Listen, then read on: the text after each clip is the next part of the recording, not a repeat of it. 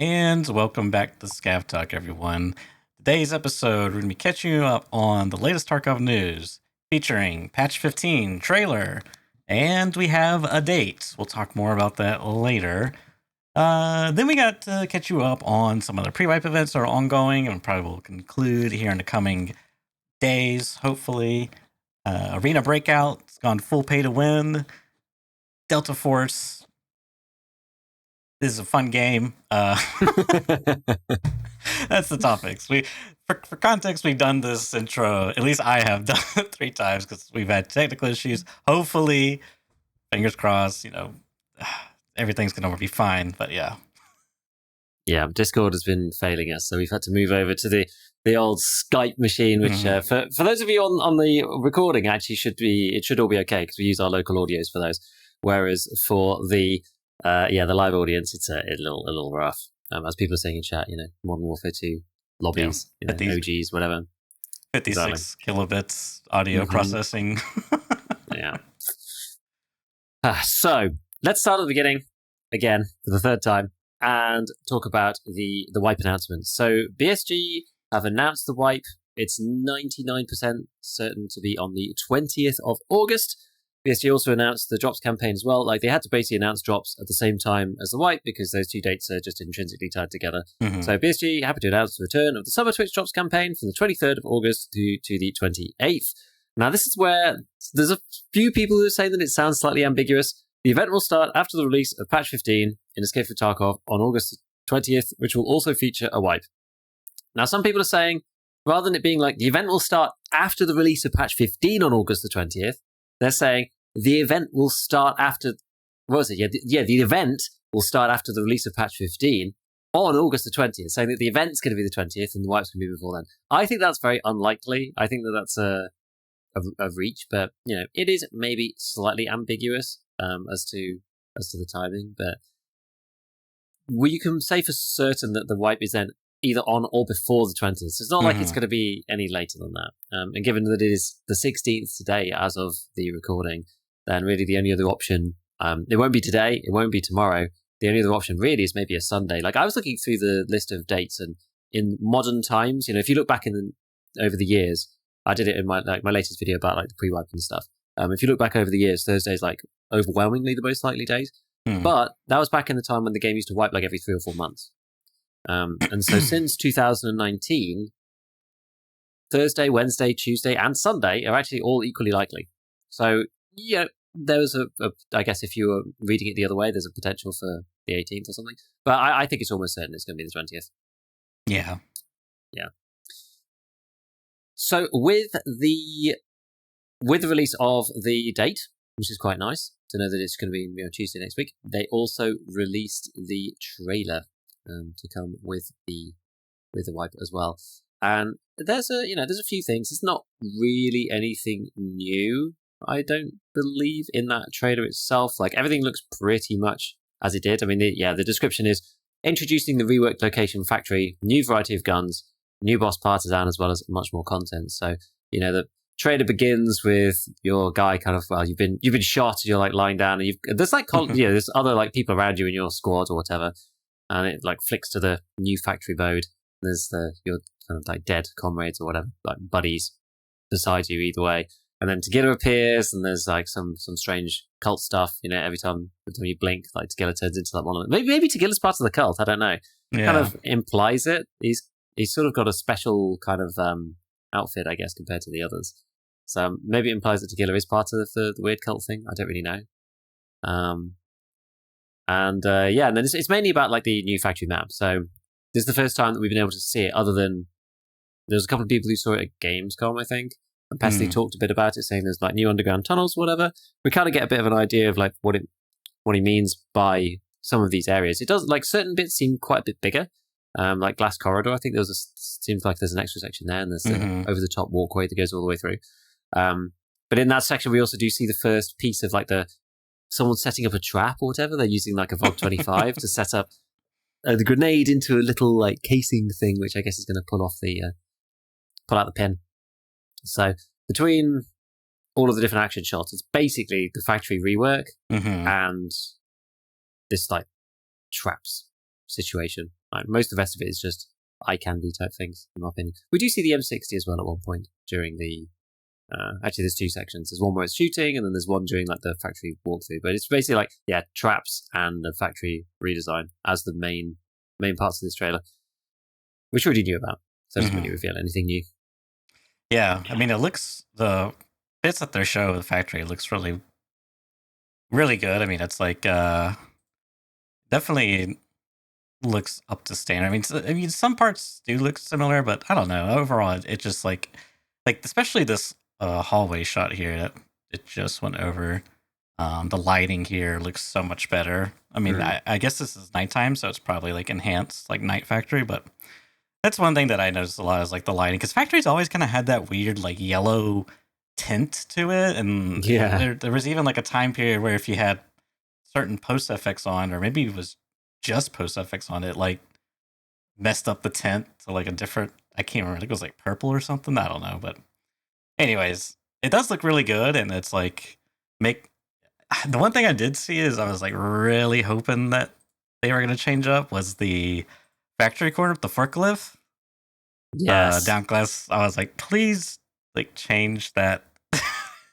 You know, like can we carve out a third way? Like, I hate spotting there, and I don't know, it's kind of annoying. But anyways, music in the trailer is really good. Of course, produced by Nikita. At least I'm assuming as much because he typically does that for every trailer to release. He comes up with some new soundtrack, and another great banger from Nikita to listen to. And overall, I mean, there's like, Uzi in the footage, as you said, M60. I think maybe this looks kind of bipod-y, but I can't say for certain. I'm pretty sure bipods are coming. But everything's kind of like subject to change with BSG. And, of course, you got the trip wired grenades. I'm sure like everyone's getting like PST syndrome, like developing PST pre-wipe already. Yeah, I know. This got people like Stankrat looking at these things like salivating. It's like, oh my goodness. Can you just put them anywhere? Like, are they going to be locked to high-level traders? How are you going to make them? Maybe you have to like build the components in the hideout. I feel like that would maybe make sense to like limit people being able to like just do it a ton. It's going to be annoying, right? I just hope you can interact with them. Okay, like shoot them, disarm them, whatever. But like, if they make it anything like the Claymores, so you just can't interact with them, I just like it's over for me. I would just gross. I did want to mention in the description of the video it says Escape from Tarkov Beta -0.15 patch trailer in parentheses featuring Partisan, which I believe, correct me if I'm wrong, is the new boss that's supposed to hunt down bad players that extract camp or something. I don't know how they're going to do this mechanic, but I believe at the end he's featured here. I'm not positive because I was like, where's Partisan? So. I was looking, I was like, I don't know what they're talking, where? Like, is it the cult? I thought that as well, actually. And then, because I thought that was just a scab when I first watched it. Yes, yeah. But you he's can got see like a red hat. Yeah. You can see the beanie. PMC patches on his bag. So he's another, like, daubs himself. Because I thought he was maybe going to be some kind of Jaeger-like figure where he, help good PMCs and, like, he's kind of like Just or something. But he's also a bit like Knight, where he's got, like, PMC patches all over himself. So he's kind of a PMC hunter. Maybe he still sees himself as a good guy. I don't really know. But those patches kind of give him away that he's just watching and waiting, lurking on woods as the pack of 4 PMCs wanders past. So, I don't know. It's we're just gonna have to see. That's gonna be a complete surprise to everybody as to what the mechanics are gonna be for that, and whether he's just gonna appear out of thin air and just poof in and kill you like a vampire or something if you've been a naughty boy. It's I don't really know. Lots of people have been talking about the tripwires and stuff. Like the trailer is re-enlivened the conversation about it and about the fact that you can put. I think was there an image somewhere of an impact grenade on the tripwire? I think there might have been. And there's some people saying like, this is going to be terrible, blah, blah, blah. But when you get a nade thrown at you already, at the moment, you can already run away. And that's even with the fuse going down as soon as it's left the person's hand. Like, there's enough time usually, unless it's a VOG, there's usually enough time. So if a tripwire goes off, it depends on what the audio cue's like. The audio cue is going to have to be just something recognizable so that it gives you the ability to run off, right? It shouldn't just be like an instant kill. And I think for the impact grenades, because they're not being thrown, not hitting anything, you should probably just get the fuse time, I believe. So, if you hit something too early with an impact, it doesn't go off straight away. It's got then it just acts like a regular nade. So only if it travels through the air far enough that it goes into the kind of impact mode. But that shouldn't be the case for the tripwire. So it should just go off with its regular timer. So we'll see. Scusty in chat actually made a good point that you get the click. You throw the grenade and you get the pop of the fusing going off when you throw it. That will tell you as well that something's happened at least.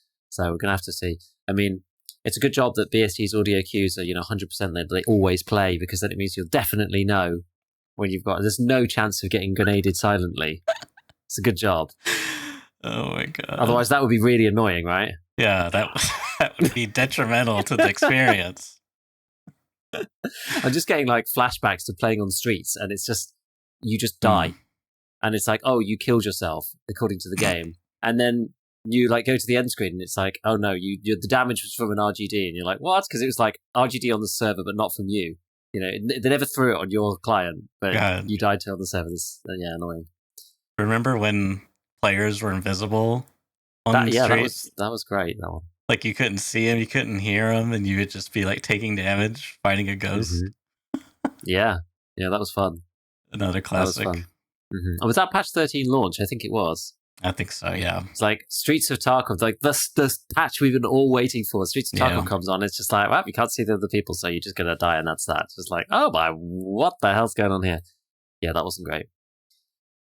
So, we will see. Hopefully it won't be too bad, and hopefully it'll be, limited a bit. I know people are kind of excited about some of the new guns. I think a lot of people seem to be talking about the Uzi. I think, the M60's funny, the Deagle is interesting, but I think the Uzi is it's almost a gun that we might actually use. Do you know what I mean? People are excited about these things, but PKM or the RPD or whatever, it's people don't actually use them.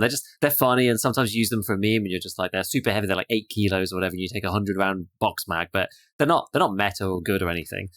Whereas the Uzi is potentially decent. People do actually use the MP7, the MP5, and the SR2M and things like that. I think it's huge. The PKM is impractical in terms of the average player. You're just same with probably the M60. It's probably gonna be impractical because of all the negatives it comes with. Whereas the Uzi is probably a lot more. It's like the Keter, right? It's everyone's used the Keter before. It's just the universal Tarkov weapon. Exactly. And also, I just keep getting Terminator quotes quoted at me for the Uzi. Every time anyone mentions the Uzi, everyone's just the Uzi 9mm from the Terminator. And everybody just keeps quoting the lines from the film. So everybody's looking forward to the Uzi, I think. More so than I thought. But so that's good. The trailer's good. The trailer's fun. It's looking decent. I know there was somebody talking the other day about how they should add as a DLC. They should add, and the EOD should get it, and then other people could pay for it, whatever. But they should add just all the music, have the actual official OST plus all the trailers or whatever. Because some of these tracks you actually can't find anywhere. Someone was talking about there was some customs trailer thing at one point where the music never got released. It's Nikita usually puts it on his SoundCloud and stuff, and some of them go on YouTube on the Geneburn. I know that the patch 13 trailer music, which is called Follow the Leader, which is probably my favorite track so far, is the only one that I went to seek out to go and listen to afterwards. They all go hard, but that one in particular I think is really cool. And that one's on YouTube, so that one's kind of easy to get. But a lot of people complain this music's just never got released anywhere, blah, blah, blah. So they should have an official OST kind of download or something. Which would be pretty cool. So, along with the patch and everyone being excited about that, and the 20th being that, I don't know when we're going to release this. I guess we'll release this on Monday, the usual time, right? Yeah. This podcast. So it'll be the day before the wipe, which is, that's probably fine. So for those of you who are listening on audio, literally the wipe is probably tomorrow. For us, the recording this today, it's in 4 days' time or something. So, get your rest. Don't play too many games, You've got to get yourself well rested before the wipe comes. In the meanwhile, we've still got the pre-wipe events. Now, I can't remember whether pre-wipe events had properly started before. I feel like they hadn't when we did the cast. Oh, wait, no, because we did it on Monday, didn't we? Yeah, there was one that just started that was like official pre-wipe, which was the hideout bonus leveling. Mm-hmm. Yeah. So it was Pevco for the hideout modules. Yes. And hideout. Wait, what was it? Yeah, Pevco for the hideout modules and fast skill level. Mhm. No, maybe it was it just hideout? Yeah, no, it was fast skill leveling as well. I didn't write it down, but yeah, it was fast skill leveling too. So the Pevco thing is always a bit of a strange one because, like, you know, Pevco is just like hard to find. Like, we've talked before about Pevco because it's required for arena and getting ref. But Pevco is like you just don't find it in raid that much. It's quite rare, and most people get it with nutrition level 3. Yeah.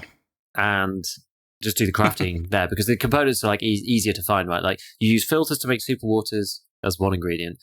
The croutons can be bought via the other croutons through bartering with therapists. You like buy them with therapists, you barter them with therapists, and you get the other type. And then kvass, which is expensive-ish, and they're not like super rare or anything, but you find them easily on streets in like the various food places, and you can make Pevco that way. But if you don't have nutrition level 3, then you can't make the Pevco. So it means you have to buy the Pevco from the flea, and they're not very common in raid, which means that apparently they went to like 2 million rubles or something insane. I actually wasn't on at the time, so I didn't get to that benefit from that. But I think they also apparently lengthened out the craft so that it was like 24 hours or something rather than being 10 hours, something like that. I'm not really sure, which a lot of people are complaining about. It's just like, look, if you want people to just like upgrade their hideout, like make it something easy, you know? Don't just make it Pevco and then have it like jump to 2 million and then make the craft suck to do as well. Like that's just kind of rubbish. Just let people get to the end game. And they've done this before as well.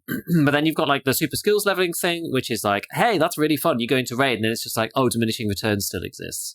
So you do, you take one step and get like loads of endurance, but then after, you can't get more than one raid's worth of strength and endurance than you could before. So it matters for things like, I don't know, like the stuff that no one cares about, things like mag drills or covert movement or assault rifles or whatever. Like you get a lot more because they have a lot more scope to give you more XP because they just level so slowly. You're still never going to get to like max or anything. They just give you a lot more XP than before, just because you got like fractions of a level per raid previously. The only place that is kind of cracked is the gym because the gym doesn't have any diminishing returns. So you get 100 skill points for endurance or strength every time you get a rep correct on the first go, and then 50 the second go. So it's a level per go, like a level per like correct quick time event, and then a level per 2 quick time events for the second run. So you can get, I went from like level 36 to level 44 on both of them, I think, in like one go. I haven't been back in. I could get to max strength endurance on the next try, I think. But yeah, it's a lot, and it's very, very quick, which is kind of funny. But they should just take the brakes off, for these events. It's probably easier said than done. It's probably hard for them to get rid of diminishing returns. It's probably like baked in somewhere, right? So they'd have to like mess about. It's not as easy as just cranking up the skill leveling multiplier and then just turning it back down again at the start of the wipe. So then we went to flea market closed, which people are kind of butthurt about a little bit, honestly. People don't really like the flea market being closed at the end of the wipe, which I understand. It's like you've got like 200 million rubles, but now you can only spend it on things that they're used on the traders. It also makes it very difficult for players who are like level 20 odd or whatever, like people in their first wipe, and they're like playing, and then suddenly this thing happens. They've got no flea. They're suddenly playing hardcore, but they don't have max traders, so it makes it hard for them. But then on the flip side, they've like loot buffed a whole bunch of rooms. If you go in, and basically any room with a key, the loot is just like cranked up to like 6 million. So in like relaxation room, I think I went in, there was like 6 different moonshines in there, but you can't sell them. So like the flea's shut. So like you can go to Kibra and there's plates everywhere apparently. So like it's kind of cracked, but you have to go and like find the stuff. Which is like I sort of see it kind of, but like it's quite nice to have the barters gone. Like the cult termite like plate SAS really. You have to find your own like SAS drives now. You have to find your own golden eggs if you want to get the bastion plate, whatever. But people have so much stocked up, I don't think it really matters that much. It means the spear's kind of been deleted, right? Because unless you got to the 10th Lightkeeper task, you can't buy the spear anymore because they're all locked behind people's insurance and or just in people's stashes. So it's like it makes some changes, but it's not interesting enough for me to want to play particularly. Then we got bosses on all the maps and airdrops. Usual one. That was the day 3 one.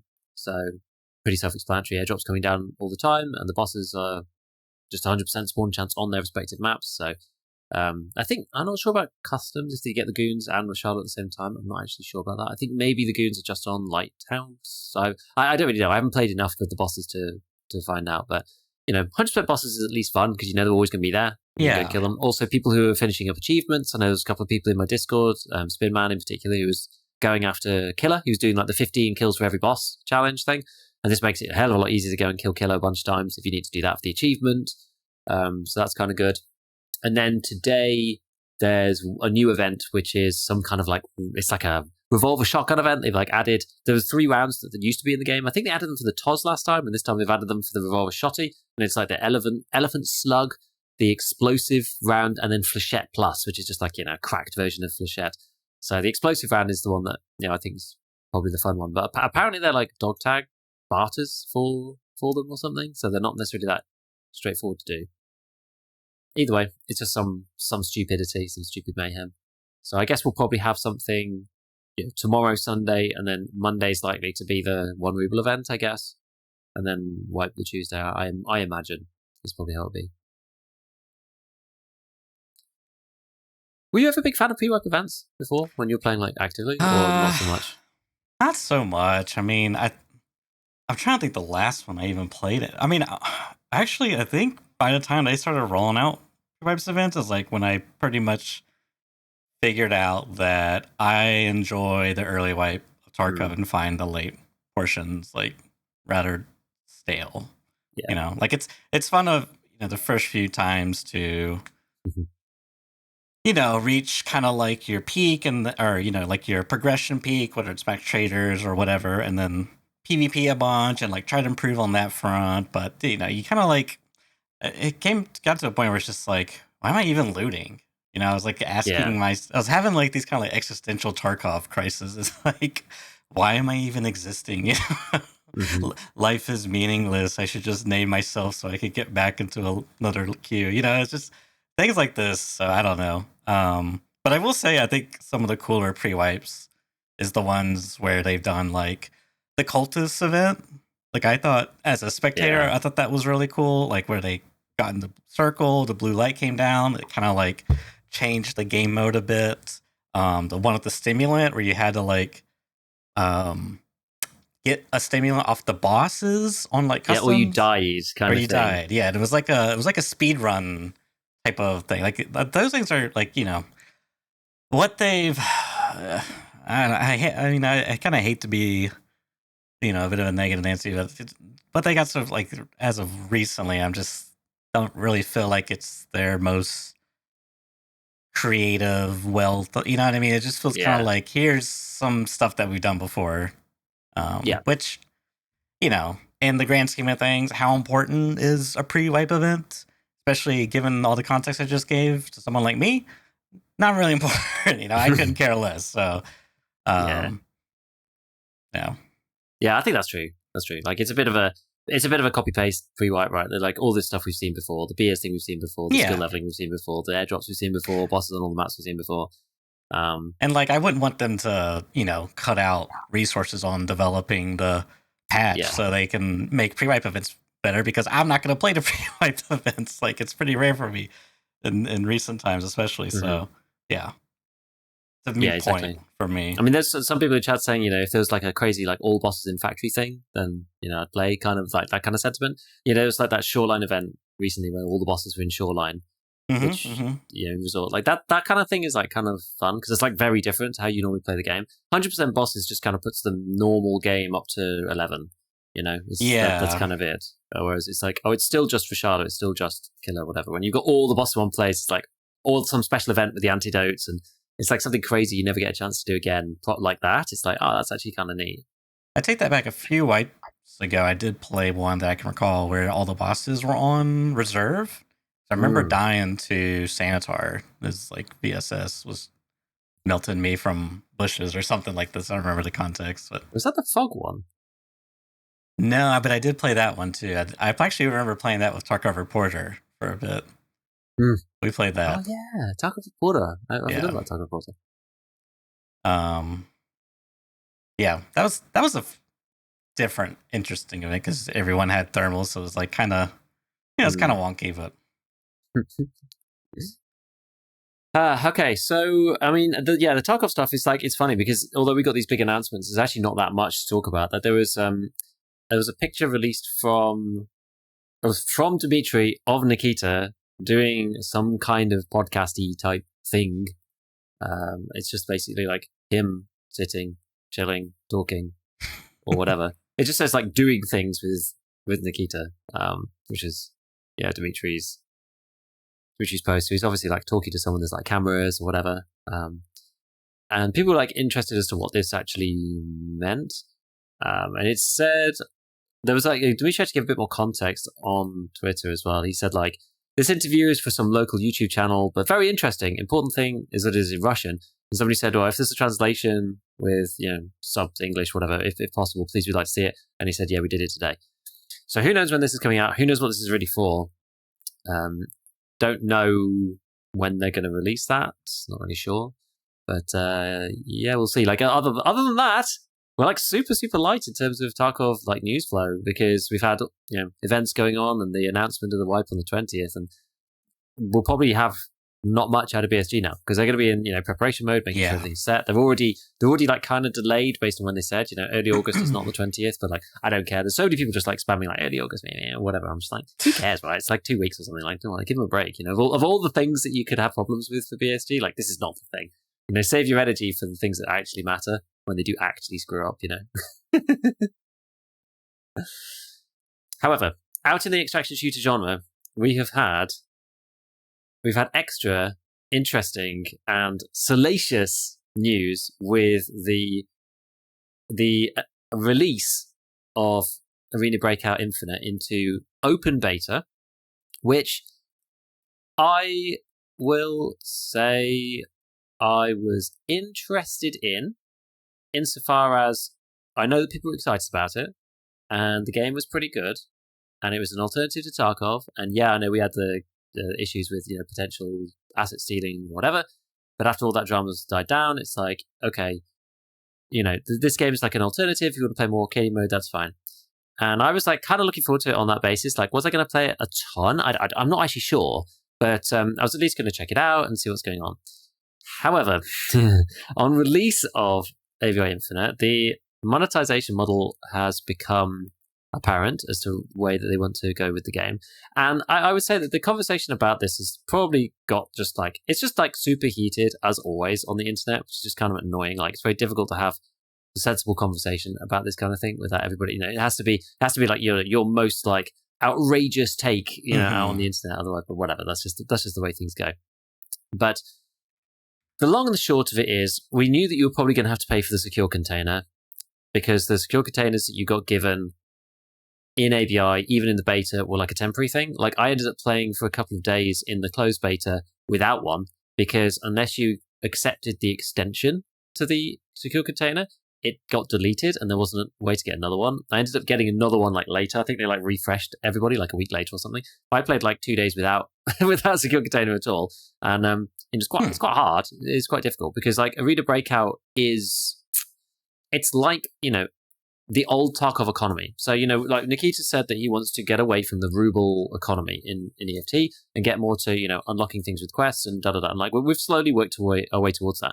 Arena Breakout just wants to reset that all the way back to the beginning. And like, Arena Breakout is the ruble economy. It's called Cohen's in Arena Breakout, but it's basically the ruble economy type model. So the game, you're there to make money, to get bigger kits, to make more money, to go in to get bigger kits, to make more money and kill people. Right? That's the game. It's the arena. It's basically like, and a much more arcadey style of Escape from Tarkov. And the game's on a slightly more modern engine, and it looks quite nice, and it runs pretty well, and people enjoy it. And it's quick to get in and out. Like the matching is fast. So this is why a lot of people, were looking forward to this game. So we knew that the secure container was going to be a purchasable thing anyway. I think one of the issues with ABI is that unless you pay for it, you don't get a secure container at all. You have to pay for it. I can't remember what the minimum is, but there's a 2x1, there's a 2x2, 2x3, I think. And I can't remember exactly how much they are, but you have to pay per month because they're only for 30 days. Now you could argue that there's advantages to that. If you want to stop playing for a bit, then you just don't pay your subscription and you come back. Like there's pros and cons to like the fixed price, very expensive game versus you like look at Tarkov, which is. A lot of people benchmark it to EOD, which I think is like the list price of EOD is $150 or something. Not that you can pay that anymore. The options are either is it Prepare for Escape or Left Behind? I can't remember. I can't remember which is the next one down, or Unheard, which is obviously $250, which is like kind of stupid. But when you're kind of comparing these like two business models together, a monthly versus you get it forever, but it's like quite a lot. Now there's the other part of it, which is the key tool. There's a key tool in ABI, and the key tool you can also pay for a bigger version. I think maybe you do get a key tool to start with. I actually can't remember about that, whether you get one automatically or whether there's a way to get one automatically. But the bigger versions, there's no way of getting it in game, I don't think. And I think the top version of that is like $16 or something. And then there's like there's also like a general membership, like VIP type thing as well, which is like that's where the stash space comes in and like extra slots on their version of the flea market and yada yada. Like Pestily just put out a big video about it, basically saying that the monetization model is kind of predatory and blah blah blah, and that if you were going to pay for the EOD version of Arena Breakout, it ends up being something like, I think it was like $32 a month or something, $32, $35 or something like that. Yeah. So over a full year, it's like maybe it's more like $400. Now, obviously, you don't have to get the top bit in each bit, right? Of course. You don't have to do that. You can play it for free. The game's free if you don't want to buy, don't want to pay for any of these things. So I don't know, like the paying for containers and keys and all this kind of stuff was always, I think that was always going to happen. I think not giving any secure container is kind of rough though. But yes, go on. So do you get the starter key tool at least? I think so. I think you get a 3-slot key tool. Okay. I believe. That checks out in this video broadcasting of the Pestily review you mentioned. Mm-hmm. But yeah, I don't think you get the case. I think you get the 1x3 key tool and no secure container at the start. I think pretty rough too, because I mean, in Tarkov we don't have a key tool that functions like a container, but we have like a secure container anyways. But we have cases that can go into container or secure containers that can hold keys, like the key ring, key tool, docs case, etc. So. Yeah, this is pretty. I mean, do you have more to say about this? Yes. Yeah, go ahead. Yes. So, well, do you want to talk about those things in particular? Because there's more to the monetization model. No, let's hear more. I want to hear more. Okay. So, as you can see on the screen in Pestily's thing, they decided, and this is honestly the decision that has killed the community's perception. Is they have added direct purchase of the currency for real money. So you buy all these things with bonds, the key tools, secure container, all this stuff. But you can buy coin with bonds, and you can buy bonds with real money. So you can buy the equivalent of 500,000 rubles worth of kit in Arena Breakout for like $10 or whatever. I think it's like I can't remember exactly how the things work, but it's like. You can pay for like actual currency, and because of the way that Arena Breakout is structured, weirdly, this actually would matter less in EFT, right? Because if you could buy rubles at the beginning of the game, you can't buy anything, right? Yeah, you're level true, 1 traders. Like rubles only has limited functionality, which is kind of what Nikki's sort of been going for, and BSG team have been going for.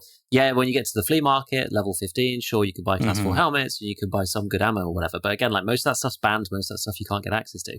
So ironically, if you added in a ruble purchase in EFT, it actually wouldn't matter that much.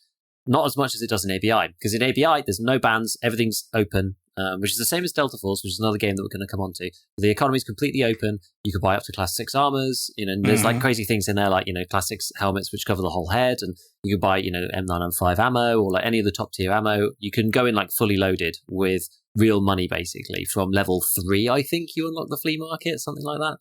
And the thing is, right, the whole point of this is that ABI is a money loop game. That's the whole point of the game.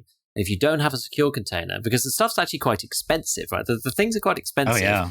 Things are not necessarily that common, I would say, especially good items like ammo and stuff. So like if you want good ammo, which is typically stuff is expensive. So it's typically like it's the old style of Tarkov, which still, it's still true to some extent, but the old Tarkov advice is just buy the best ammo you can from the fleet in the crappiest gun that fires on full auto or whatever, like your gun that you're most comfortable with. And ABI is basically that game. So if you don't have a secure container, So you could put you could play it for free, right? But like if you don't have a secure container, your expensive ammo is just in your rig. So when you die, it's all gone. And as we know from Tarkov, like how expensive that is, when you add that up over 10, 20, 100 raids, that it's an enormous amount of money. Like all your meds gone every raid, all your ammo gone every raid. You know, you can keep 3 keys but nothing else. Like it makes a massive difference. So the the idea here really is basically to kind of just get people to be paying for stuff. And I think like Pesley he took the argument further in his video, which I think is like a good way of looking at it, which is that when you first get into the game, you get quests. Like he's played more ABI than I have, so like you get into the game, you get quests, and you have the money flowing, and then once the quests start running out, then like it's kind of harder to make money, and there's also like there's like a dark incentive, not necessarily like people did accuse them kind of this before, but there's like a dark incentive for the devs to restrict the item supply. And there were like strange stuff in the beta about like how the item like pool refreshed. It was like refreshed like once a week or something. There was like some weird like refresh thing to it where it's like it was like rare items only spawned at a set rate, and then after they're gone, then like only common items will spawn or something. So you could like play at the end of the period and never find rare items or whatever, and then they'll refresh. And it was something to keep. I'm not sure whether it was actually. I don't know. It was very tricky. And so the thing is, there's just this dark incentive for the devs to restrict the items and restrict the amount of money people can make to at least have a portion of the player base be cash flow negative, so that then they need to buy items or whatever with real money, so they can like either play with their friends and keep up and not just have like crap gear. And then you've got all these like ongoing monthly things, right? And like but some people were writing. There's been so much people talking about everything right on Twitter and that kind of stuff about if I'm looking for the next Tarkov, if I'm going to play this game for 5 years and I have to be paying maybe $20, if I don't get all the top stuff, I have to $20 a month for like 5 years. Like you're looking at a lot of money, right? It was like, it starts to make Unheard look like quite good value for money.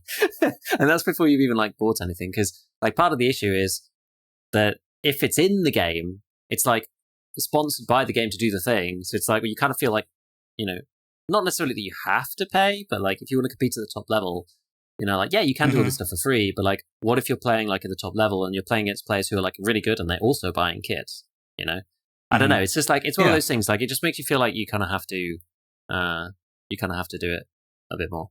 Like you don't obviously have to, but like it's just like it's sponsored by the game itself, right? Whereas like going and getting RMT, like you can actually just get banned for that in EFT. So it's like it really is like puts a big dampener on people going out and doing that stuff, even though people do it.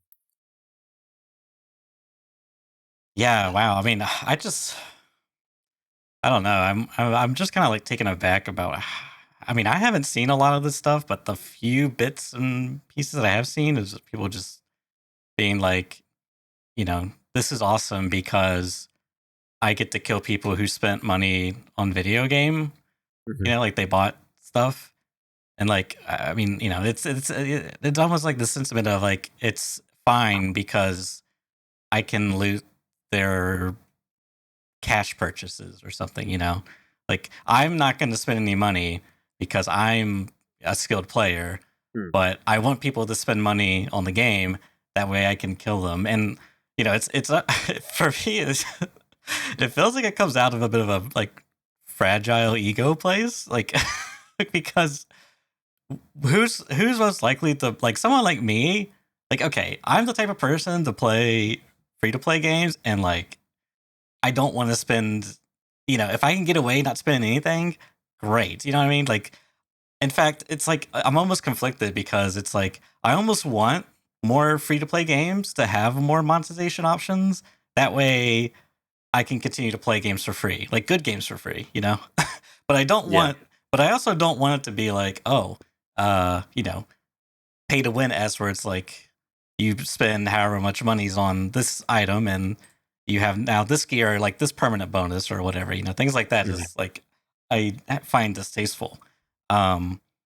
So I don't know, there's a little bit of conflict there, but to my point, it's just like, I personally just can't wrap my head around this idea of like I'm pro pay to win because it's I can loot it stuff. Like I just don't get it. I mean, and if you think of the context of like the average person, the average skill level, let's say, there may be a temptation to be like, oh, to just win the fight, I need to have better ammo. Oh, let me just drop $5, and then I too can, win the fight and feel good about. You know what I mean? Like it's just, and on top of that, it's like what they're. I didn't even think about this, but my friend was explaining this to me. Is like this because you can buy currency like rubles effectively with cash purchases. That affects the wider player market. So if the player base, if like enough of a sizable player base is spending real life money on and gaining rubles out of thin air, effectively, right? Because they didn't earn it. They didn't like they earned it outside of the game, right? Their real life work. But they didn't do any in-game work to earn it. They didn't like pay any costs. So you're basically like printing money, which is effectively inflating the market, correct? Which makes things more expensive for people who don't spend money. Like it's like I understand this is like I don't know. To me, I saw the writing on the wall, but I didn't think they were going to go this far because I don't think Lost Light has straight up cash purchases like this. But they have similar ideas. But like you get a container. I think it's like a 2x1. Like they were just like, nah, we're gonna farm that out too. We're gonna. It's like I felt like this is just like a very egregious cash grab, and I understand like it came out on mobile first. So did Last Light.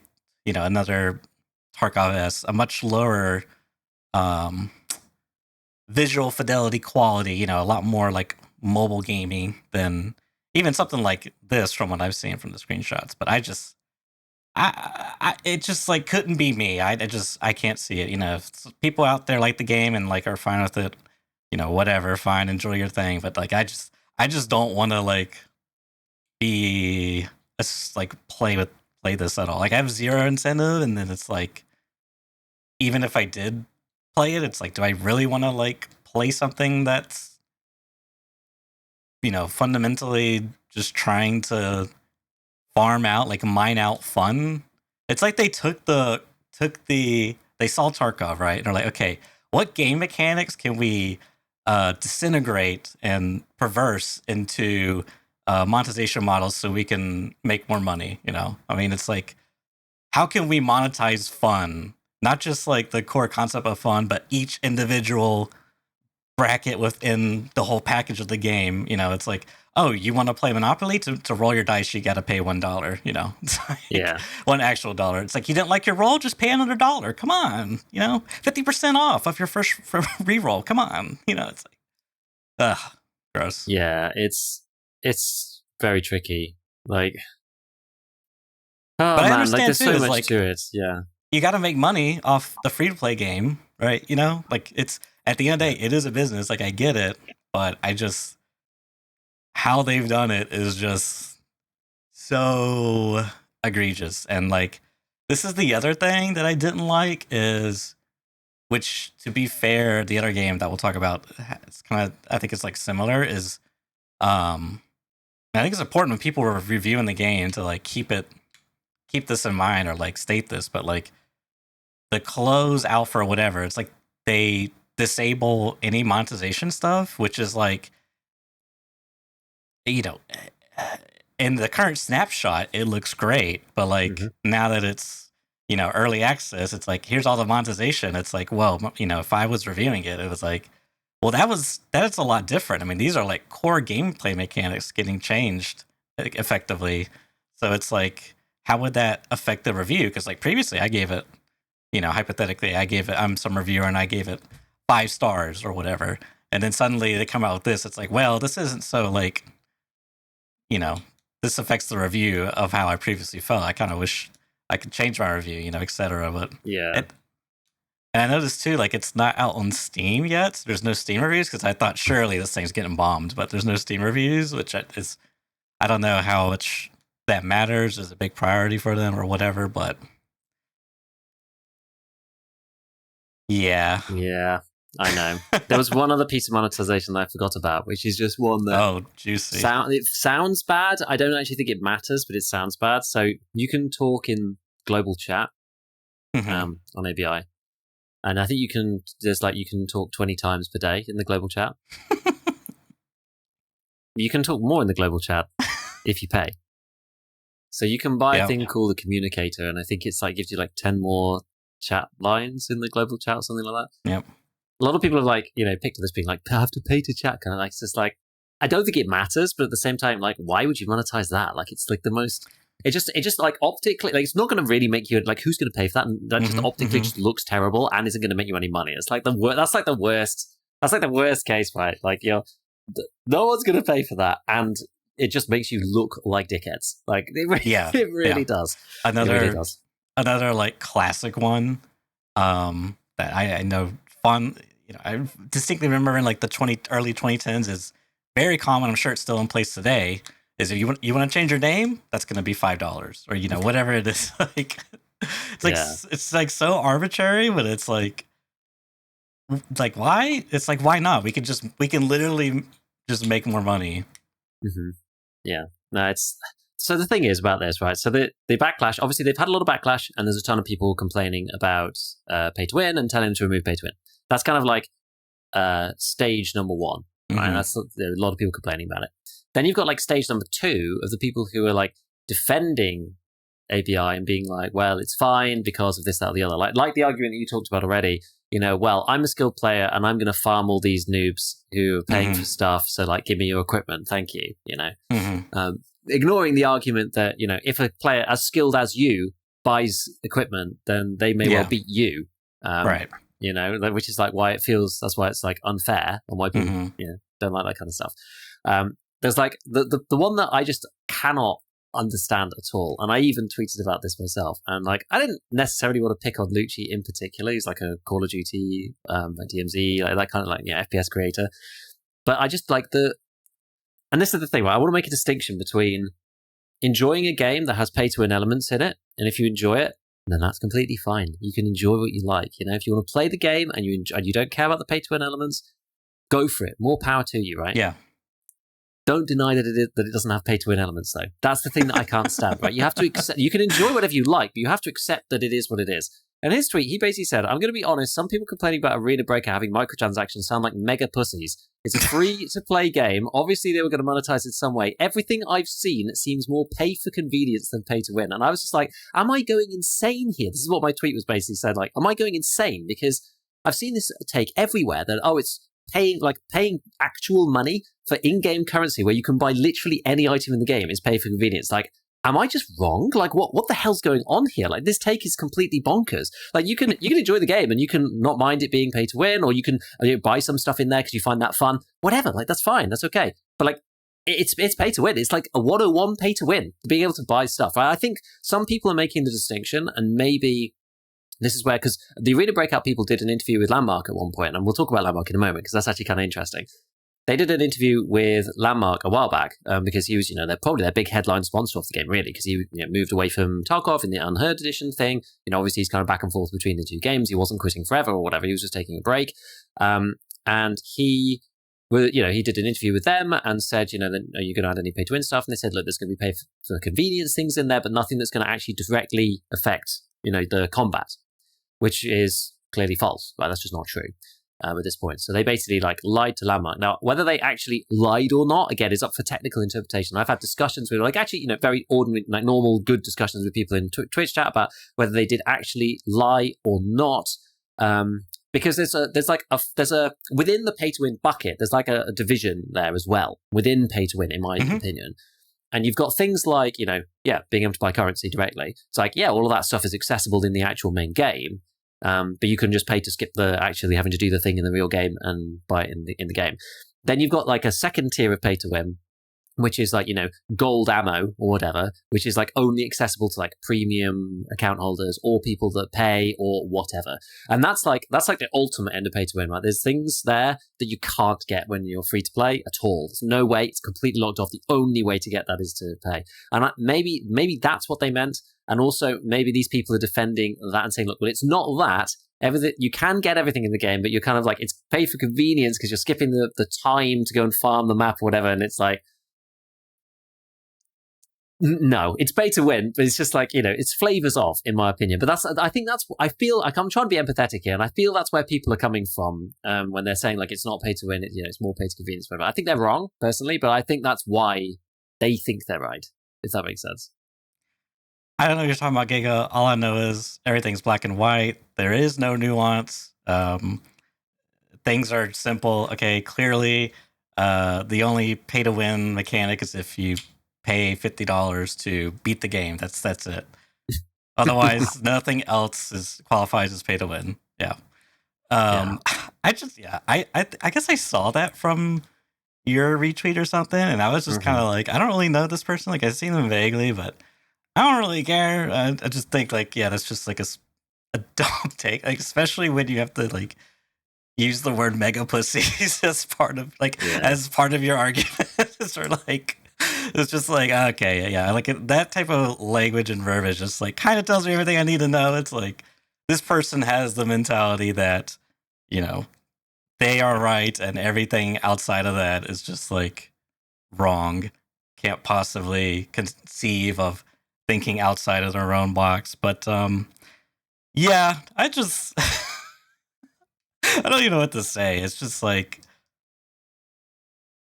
yeah. What if you like the game, great, enjoy it. Fine, I don't care. But like this whole like denial of reality is just, it's one big cope, and we all have to suffer through it by hearing your stupid takes on the internet. Is how I feel about it. Yeah, I mean, there's the whole other crowd of people who are just like, oh, but Tarkov, with the Tarkov's pay to win, they also come out of the woodwork, which is just like, yeah, EOD, is it pay to win? Yeah, it probably is, But the thing is there with EOD, and this is why so many people were really annoyed about Unheard, and me as well, is that we kind of knew where we stood. There's different grades. It's a spectrum from, chess and Dota 2 through to, the Hentai Simulator 369, whatever. That's like, it's like the only way to play the game is to, pay for whatever. So it's like, it's a spectrum of these things. And Tarkov is like on that spectrum somewhere where, an EOD player does clearly have an advantage over a standard account player. You've got, trader reputation, you've got extra stuff when you start, which doesn't actually matter that much, but like the stash space is a huge one. It's basically trader rep in the stash space, which is the main big pluses. It like cuts out a huge money, like it would be a little bit like the standard account player starting with 5 million rubles, and you can either spend that on the stash or whatever. So it's like it's a massive boost. But like that was it, right? And it's like, if you gave it's definitely like it's obviously a spectrum, because if you gave EOD players twice as much stuff, it'd be twice as much pay to win, right? Whereas like if I gave them 0.1 rep instead, it's still pay to win, but a little bit less. And so we all knew where we stood with EOD, and it's kind of like, okay, this is the thing. The benefits you get are kind of static, and they're like, they're a bump at the beginning, and they, that has an impact on your momentum through the wipe, et cetera, et cetera. But when you can buy like actual currency, it's just like, it's like open ended. You know what I mean? It's like it's completely open ended. Plus all the stuff is monthly. It's like we're talking about different things here. The impact of EOD versus standard on Tarkov versus like all the monetization that's possible in ABI is like night and day in terms of its actual impact upon the way that the economy runs and how you actually play the game. And in Tarkov, it is fair to say that most of the time that you can't really tell if someone's on standard or EOD until you actually end up killing them and seeing the container or whatever, which it's a factor alongside the player skill and blah blah, which you could argue that in ABI too, but it means that the pay to win section is just so much larger, or has the potential at least to be so much larger.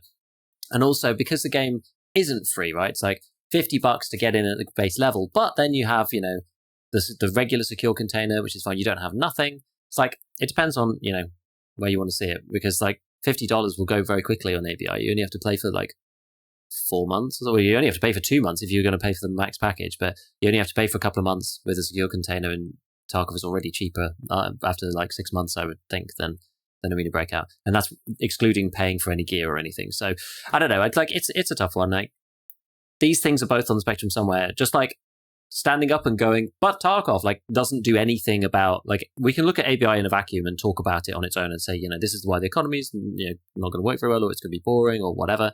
And why Tarkov does work even with EOD, and despite the fact that it is pay to win. You can still play on a standard account, and ultimately, it does make some difference monetarily. But at the end of the wipe, everyone has like multiple tens of millions of rubles anyway. So if you do play it through to its logical conclusion, there's like Tarkov's got an issue that there's not enough to spend money on at the end.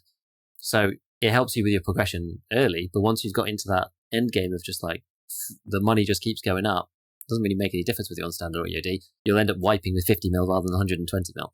So yeah, that's kind of it. Like it's on the spectrum. So what were we willing to accept versus not? And again, the reason why people hated Unheard is because we all thought EOD, nobody said it, but we all mentally assumed EOD was that was the cap. Here's the boundaries of the Tarkov's pay to win. We all play the game accepting that and understand it, and that's fine. And then when they added this extra section on top, a lot of people were really mad about it. Like, I don't even like, some people are saying to me like, oh, how come you can buy 144 of this ammo? I'm just like, yeah, because EOD got 20% extra ammo purchase at the traders. I don't want this. I don't even want them to put this in the game. I don't want that. Yep. Like I don't want to upgrade to Unheard. I still haven't. It's just, yeah, this is what it is. But anyway, this Arena Breakout is like in its own little realm of things.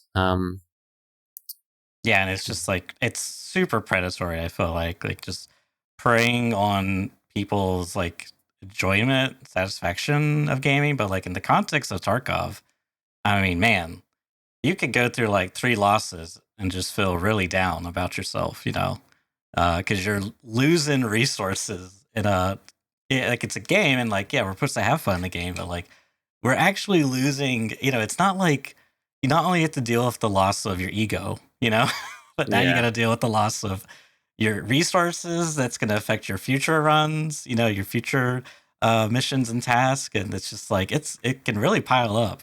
And so yeah, it's just like having that, and then you're gonna probably constantly get spammed. Like there's probably like it's in many of these like Eastern games, just like constant notifications going off, telling you to claim stuff or buy stuff, and yeah, it's just the whole thing. It's just, yeah, I don't like it. So you know what? Right, now we're going to talk a little bit about creators and things. I'm personally annoyed that they did this. I'm personally annoyed. I'm out of pocket because they did this. Uh-oh. I'm personally out of pocket. So I did a promo for ABI for the release date, which I was like, cool. I know there's people who are excited about the release date. They may not know that it's releasing. Whatever. We'll do the promo. That's fine. And then basically the game's release, and I'm like, this is not a game that I'm. Yeah, I just don't want to support this kind of like, yeah, monetization model. It's not what I believe in, and it's not why I play these games, and I don't like it. But they did come to me with an opportunity for like a full dedicated video about ABI. I'm just like, man, why did you guys have to do this? Because like that would probably be like, I don't do dedicated videos very often. Right? We don't get many in this niche, and they pay really, really, really well, really well. I just can't, Church. I can't do it. I turn them down because, like, how can I make a video? Like, I'm not going to be able to say what I feel fully, right? Like, it's, you can say what you like most of the time. Depends on the sponsor, but like, I'm probably not going to be able to slate on the monetization model in there, probably, because it has to still get approved at some point. So I was just like, this is just, I see what you're saying. Yeah, I was just like, I can't do this video for you. I just can't. Why did you have to do this? Because like, this is so annoying. Because like, I have no issue with ABI. This is the problem. I have no problem with the game really, and I know people like it, and I'm still going to play way more Tarkov than I am going to play ABI. But the game was fine. There's nothing wrong with it. I'm sure. Asset stealing thing aside, right? Like I'm sure they're sort of replacing various assets, whatever, if anything was taken. The games are like different enough that it's kind of a non-issue at this point. But it's just so annoying, right? It's just so irritating that that's the way it is. Now, the reason why this is sort of interesting from a creator's perspective is because a lot of these games use creators as their marketing kind of arm, and it's a little bit awkward for basically anybody who's kind of like promoted up with them right now. So I think for Landmark in particular, because he is going to Gamescom with ABI in Europe, wherever it is. I'm not sure where it is this year. And basically, like I don't know, like I mean, I have no idea what's going on his side, of course, but he might be in a bit of a tricky spot, right? Because he was like quite a big proponent of the game before, which was understandable because he was taking a break from Tarkov and was playing this other game, which is, seems polished and has quality of life and is like, it's suited to the CHAD players, honestly. Like it's the game that those guys really, really like. It's like old school Tarkov kind of thing. So he's probably contracted out for like a period of time to do this thing, and it was probably all pre-organized. So then the monetization model appears, and it's like he probably can't back out of doing it, even if he wanted to. I don't know whether he would want to or not. Pressure. Maybe that's the thing. Like if you've signed or if you've signed a contract to go and do the thing in Gamescom, it's just like you've like signed a legally binding contract to go and do this promo. I mean, it depends on how the terms are set. There's clauses in there. If somebody makes like a material breach or whatever, but like the law probably doesn't include. Well, I don't know. I'm speculating. I'm not a lawyer, right? But like, who knows? It would be difficult to argue in a court of law. Well, the game actually released, and I didn't really like its monetization model, so I broke my contract. Like, I don't know whether that would really stand up, right? So it kind of was a bit of an awkward position because it's like now he's got to basically promo this thing, which I'm sure, like he knows, right? He knows that this thing's quite kind of predatory or whatever. Like whether he cares or not, I've no clue. Right? I can't speak for him. I've no idea.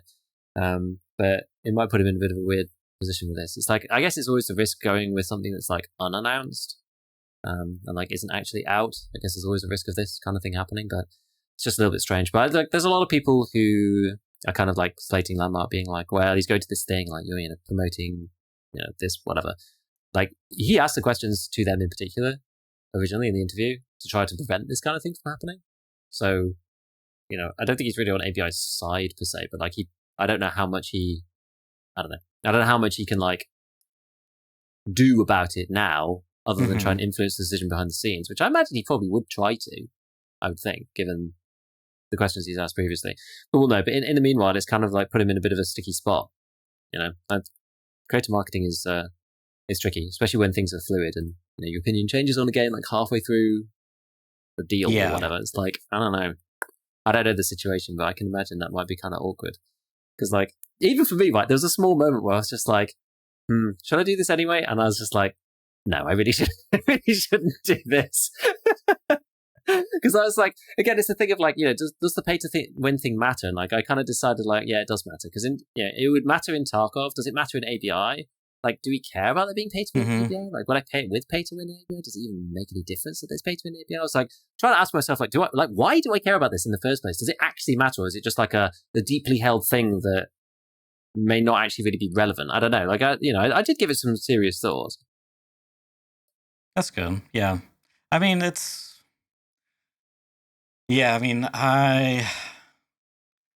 don't know. I kind of hate that. It's like you're put in that situation because, as you said, they probably offer you a good sum of money, I would imagine. And, it's like you're conflicted on it. And I don't know if I could fault anyone if they were in a situation where it's like, I really need this money. Otherwise, I can't continue to do this thing. Again, I don't know. Context is like so important, so vital. So I can't really say, but it is just kind of a crappy situation because, I'm sure to them it's like,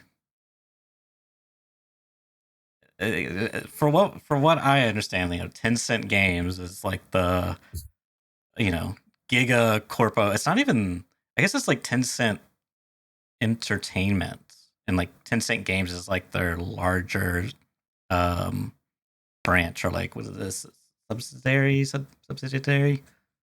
Anyways, just like this huge mega corp, like unironically just massive. So they just like, I think I know for sure Delta Force is by them, but I thought maybe there's another Tarkov. It feels like a lot of the Tarkov-esque games have come from Tencent bought a studio, and it's like, yeah, this is what the studio produced.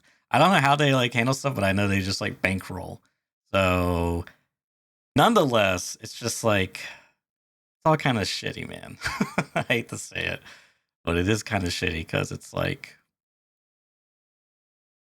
on one hand, like I want, I want good games to be made, and I also think it's like important that people who make the games get paid like a fair wage, and don't get, have to work like 60-hour work weeks, and get threatened with their jobs if they don't put in overtime and, their way of living. Like, it's the games industry is not a very good place to work in. So it's very complicated. And then you have these big, published, big money comes in and just, yeah, it's like that's what they provide is just a lot of capital. And, it takes a lot of money to make these things. And it's just, it all just culminates together. And it's just like, it's just kind of nasty. But I mean, I'm glad, I'm like proud of you.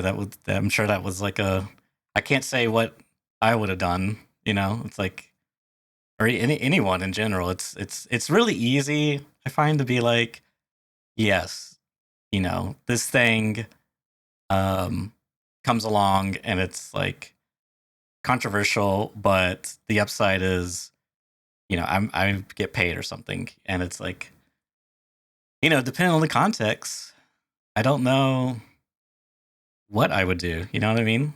Yeah. Yeah, it's hard. Like, it's easy to say, oh, I'll never do Raid Shadow Legends. Like, exactly. Until it comes along and they offer to pay you like $3,000.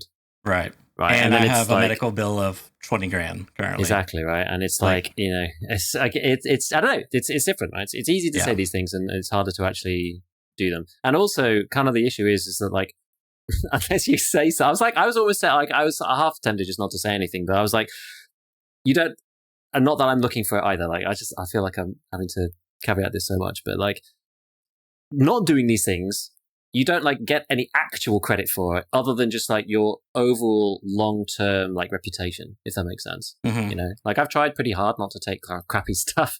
And it's like, it's the reputation you build in 10 years and you can destroy it overnight kind of adage. Yeah, that's true. The old classic. You just have to decide where the line is for yourself. I mean, there's lots of people. I'm always like slightly envious when I see people do like raid and things in their videos, and like no one even mentions it in the comments, and it's just like, it's just the thing to make money for the creator, or whatever. And I'm just like I just don't want to do that. Like, it's just, I don't like I don't like the monetization model in Raid. It's like the whole thing centers around getting people addicted to spending money in video game, and I just don't like it. It's just doesn't seem good to me. It's like similar reasons why I don't do energy drink stuff. Like, but you don't, other than just, as I say, your long term reputation, which is important. I do think that I do have quite a good long term reputation. But other than that, like, you don't have like people coming out and praise. It's so easy to do the bad thing, because it's like you don't have people coming out and like praise you, say, oh, good job for not taking all that random shit that came across your desk over the past like 4 years. Obviously, because it's just like it slowly works its way into, people just don't see that stuff on your channel. So it's like very tempting for people just like to take the money, right? Because it's just like, well, this might not last forever either. So you've got to try and take the money while you have it, especially for something that's easy, and the impact on the user is they just press like, the right button on their keyboard like 4 times or something on the on the ad. So like, this is the thing. This is why creators get incentivized to do this kind of thing. So it's interesting. It is interesting, but obviously there's people do get backlash when they do the wrong thing. I was trying to find the actual.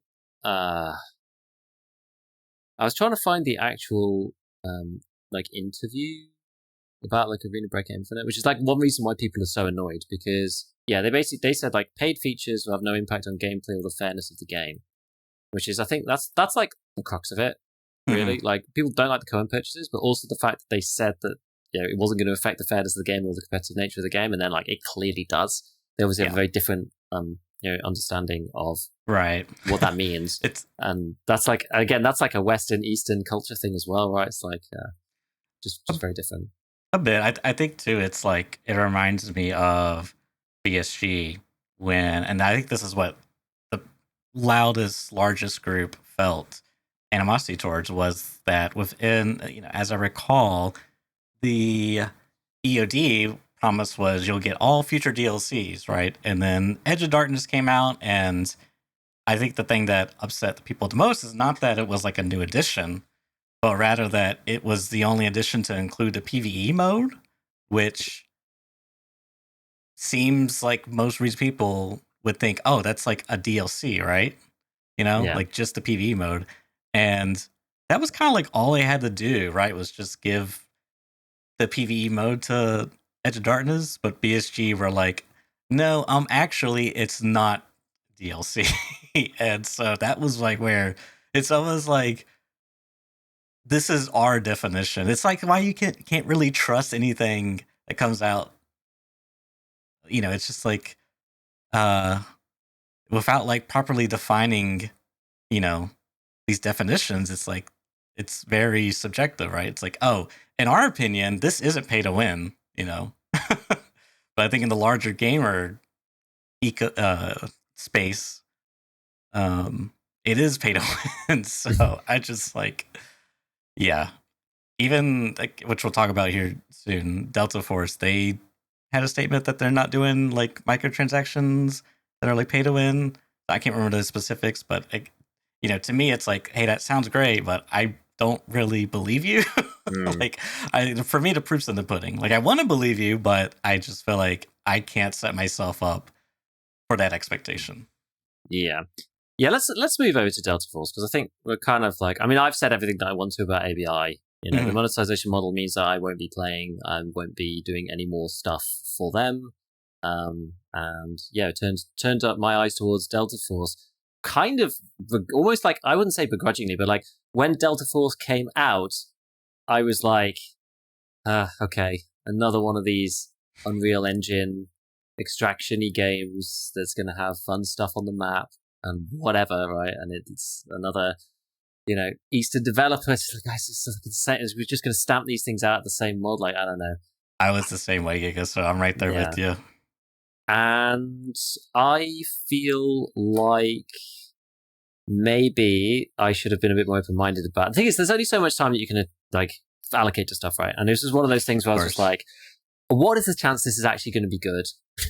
And I'm just not sure if I have the mental energy or the mental just like capacity, like the bandwidth to just like investigate into this thing, because it takes time. And if you're a full-time streamer, it's like a bit different, because you play it for a day or two on your stream and you get like 25 hours and you're like, okay, I understand the game now, that's fine. But for like me, it takes a long time where I have to like play in the evening or whatever to like get a good feel for it, because the rest of the time I'm like making YouTube stuff.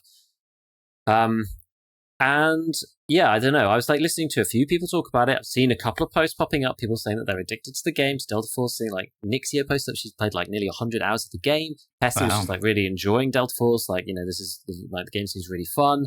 And then I was listening to the podcast from last week, and basically Jesse was talking about Delta Force for like nearly an hour on the podcast and telling V all of the cool stuff in the game about like the gunsmithing, about the range, about the various quality of life features, about how the game plays out, whatever. And I was just like, okay, man, maybe I've missed something here. Like maybe this game is actually okay. And I want to re-caveat it again with what you said right at the beginning, which is that it's an alpha test, closed alpha.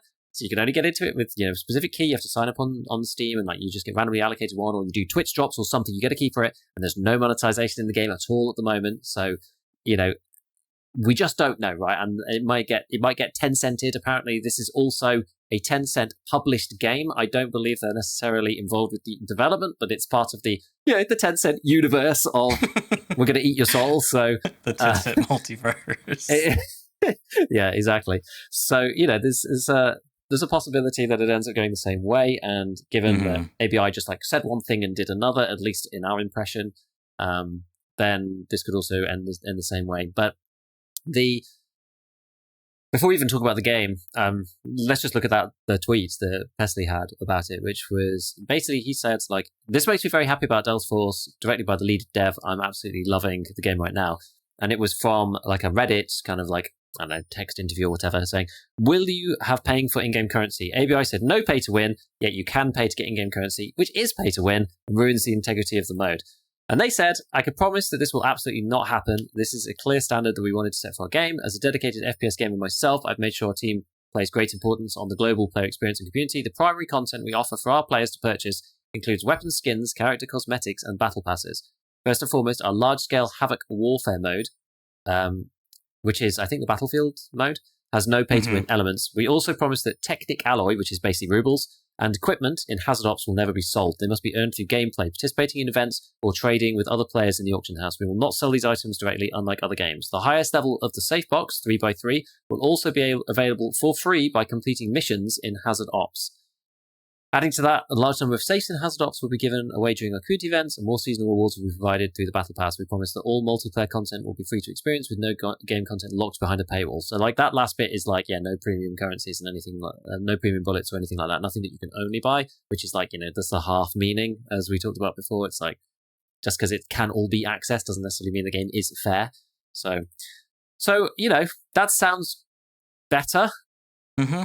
That sounds better. Battle Pass and things like that, like, could be fun. We'll have to see, but I think ABI has like burnt a lot of goodwill, like going from like Unheard Edition to the Arena Breakout like launch with monetization, and then it's Delta Force. Like, the extraction shooter player base is like right now. Like you put one foot wrong, and everyone's going to be on your throat like instantaneously. Right? People are not going to put up with it. So.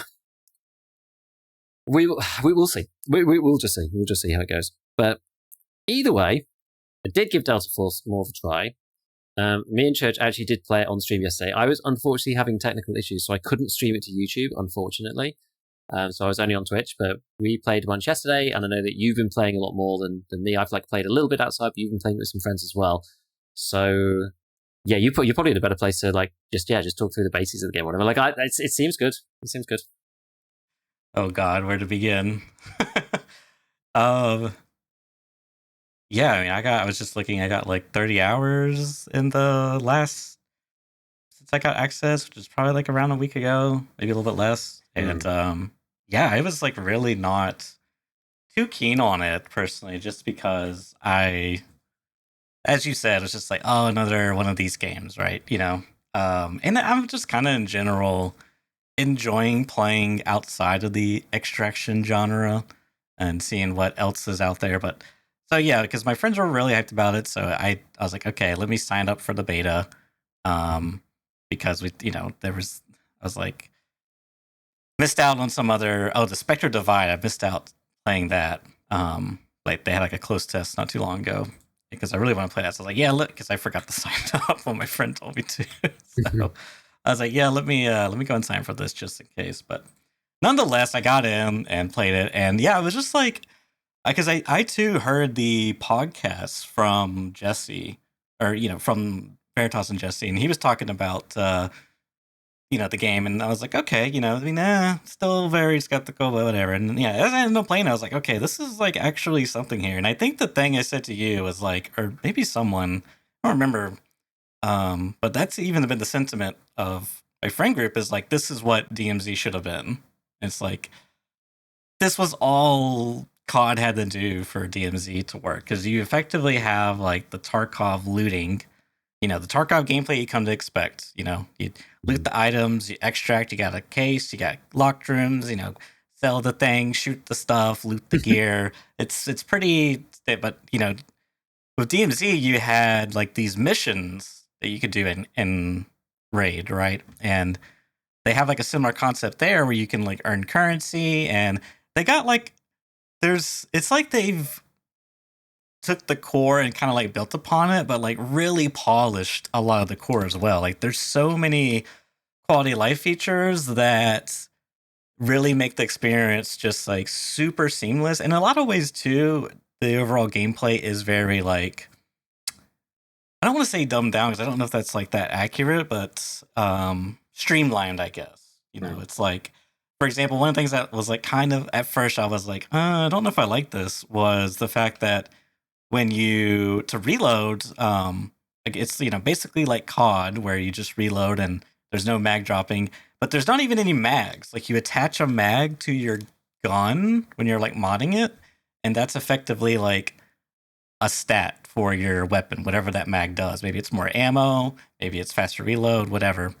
And then from there, you just have to have bullets in your rigs or pockets. So you have like a stack of 60 in each, and it'll just like, that's your supply. And it's like, at first I was like, oh, there's, I didn't really like that. But now I play it's like, okay, yeah, this just like kind of cuts out of any, like, it streamlines the experience more. It's still like there, you gotta like, you can't reload from your backpack. You gotta move, there's a little bit of loot or inventory management, but it's not extreme like Tarkov. And yeah, I mean, in general, it's just like, I'm trying to think what else is just like, what are the key points to highlight about it? Because like it's I guess the one thing that also was like I was very um uneasy about was this like hero esque Mm.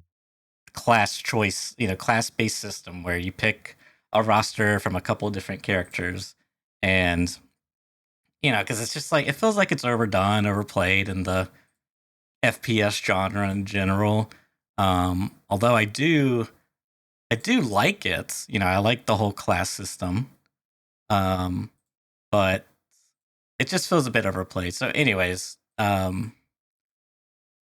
yeah, that kind of grew on me, and I really actually come to really enjoy it. I'm trying to pull up a proper resolution. I think that will have to do for now. Hmm. Um, oh, maybe not. Maybe we can shrink it down a little bit, but yeah. Trying So to you put it in have, windowed mode or something. yeah. It's just like even if I do that, it's just like we'll just Church's stick with this. non-standard center square, biting in the ass again. Yet again. Let's see, operators. So yeah, you got like different um operators and abilities, but the thing that I liked about it was they weren't like crazy, like lightning railgun, that's my ultimate. I just pull out like some crazy rocket launcher. You know what I mean? Something like very extreme, Yeah. like Overwatchy. It's very like kind of grounded in the theme, and it's more stuff like utility and grenades. Like there's the character you were playing, Giga, which was the medic, and he Yeah. has like a medical. You have like three abilities and like a passive. I think you can like res faster or something. Because you have like knocks, or if you played PUBG, that term's familiar. Where you just like your character goes down, but you're not like dead. You can get resurrected. Um, and then you got like a healing pistol that you can use on yourself and allies. You got like smoke screens and smoke grenades. It's like very like team oriented player. And then there's like one that I've like kind of like stuck to, which is what is her name, Luna. Stay on there. Which is she's like a recon class, and she's got like an arrow that you can fire that like scouts like pings enemies.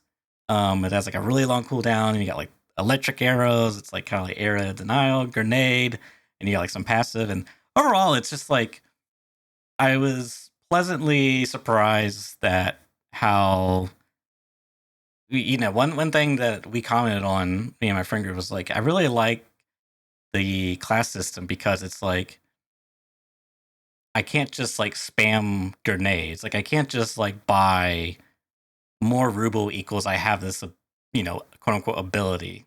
Like in Tarkov, it felt like one of the things that they did to balance grenades was, oh, let's make them non-spammable, and we're also going to make it like obtrusive or convoluted, and it's like how you now you have to bind them if you want it to not. It's going to pull out a random grenade, and you like pull it out, and you got to pull the pin and then throw it. Like it used to be.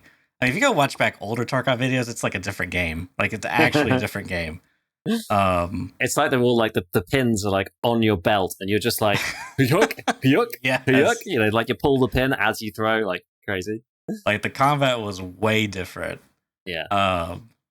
And yeah, I mean it's really nice because now you got like cooldowns, and it's like very like I feel like I think the enjoying aspect of it for me is because you have all these abilities and they have cooldowns and like these kind of utility kit related aspects that you play into like the strategy of the game. It makes it a lot more strategical, and because it's not just like I shoot gun, I win.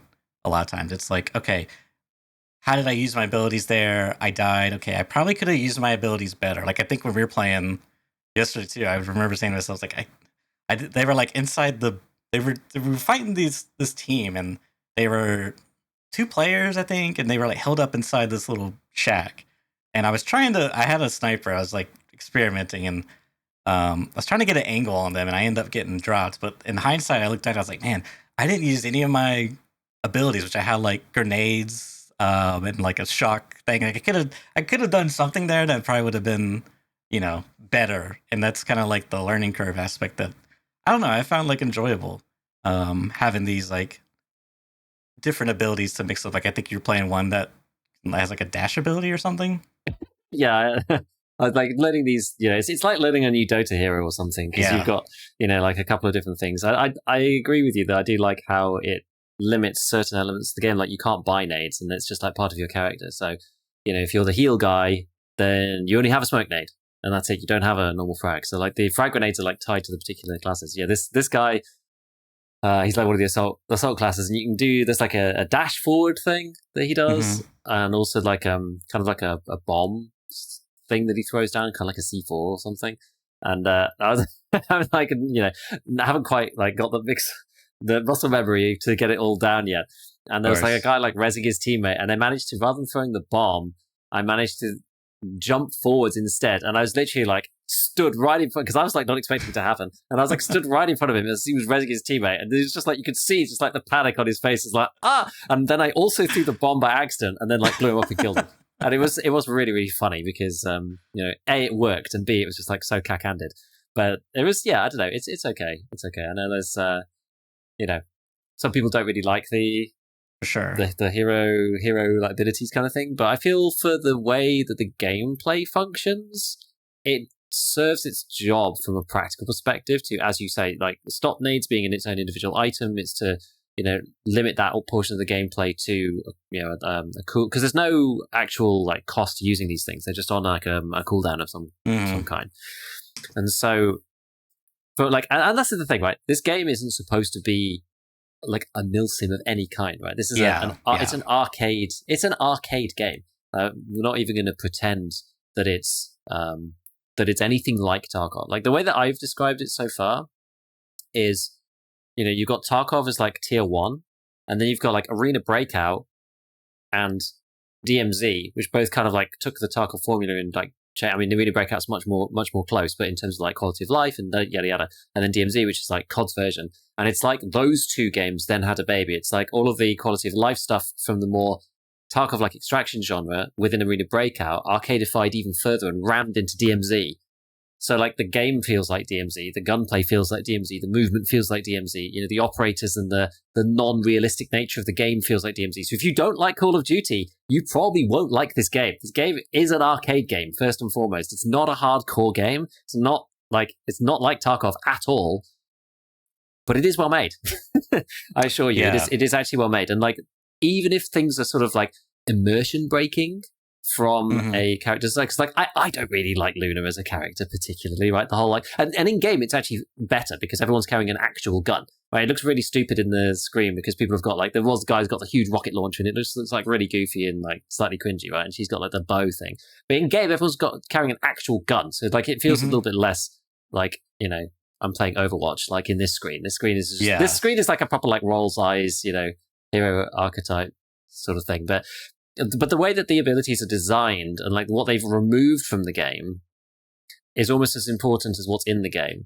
It's like getting rid of the magazines. Like I was like, oh, this is weird. And then after playing for approximately 2.5 seconds, I was just like, it is what it is. Like whatever, it's fine.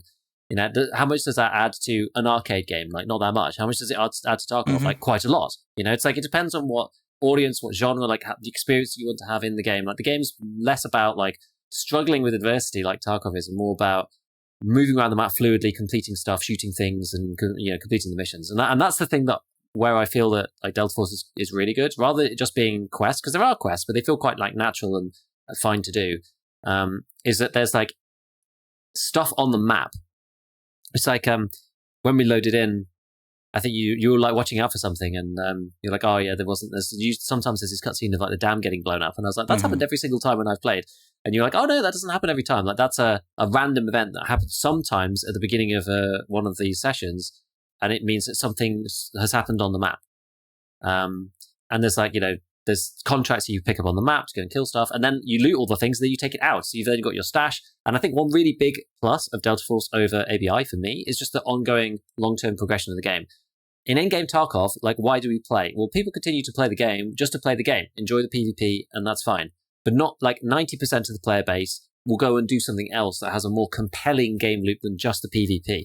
ABI is basically just like the PvP game loop, the game, which is okay. So if you enjoy that kind of thing, then you'll still enjoy ABI. But Delta Force has, the hideout, which is called the Black Site, which it's basically your hideout from Tarkov with upgrades to do, more stash space to buy, there's crafting, there's, all this stuff. And like, there's so many, like one of the things that surprised me about Delta Force is just like, there's so many things to look at, to do, to fiddle around with. Like, there's the upgrading section, there's the production section, you've got like the gunsmith thing, which like, and I apologize to those people who already listened to the podcast on this, but it's stuff like, you can move the foregrip further forwards or further back on the weapon, and that changes. Like, and it's a pro and cons thing. It's like, it'll increase it'll make the recoil better, but it'll make the handling better if it's closer to you. And there's like, you can have a longer barrel, and that's going to increase your bullet velocity, but it's going to decrease this game's equivalent of ergonomics. Like, it's all pros and cons with the weapon modding system, but it's like quite intricate. It's cool. It's cool. So like, there's a lot of systems. There's a lot of things in there. Lots of different tasks. Lots to do. Lots to upgrade. Like, lots to kind of like look forward to and be like, oh, like this thing is really expensive. Like, I think I went to go and look at one of the upgrades. I can't remember which one it was. Like one of the later upgrades, and I was just like, man, that's like really pricey, that thing. So there's stuff to go and aspire for. Whereas I feel in a game like Arena Breakout, where you can already buy everything off the flea to start with. Like, yeah, you can unlock those things for cheaper, but that doesn't sustain Tarkov in the late wipe, really. Like, it does. There's a player base that still plays, 10 to 20,000 people in the end of wipe, and that's fine. And maybe I will also have that too. But to really like make people want to play, you have to feel like there's things to get. There's still things to unlock. There's still things to build up in your hideout, to get access to new crafts or whatever. Right? Like, just to be progressing towards something, some task, it just feels good in these games. That's why we play them. So I think that there's it feels like there's more staying power in Delta Force. So it's basically DMZ. It's basically as you said, really, the game DMZ should have been.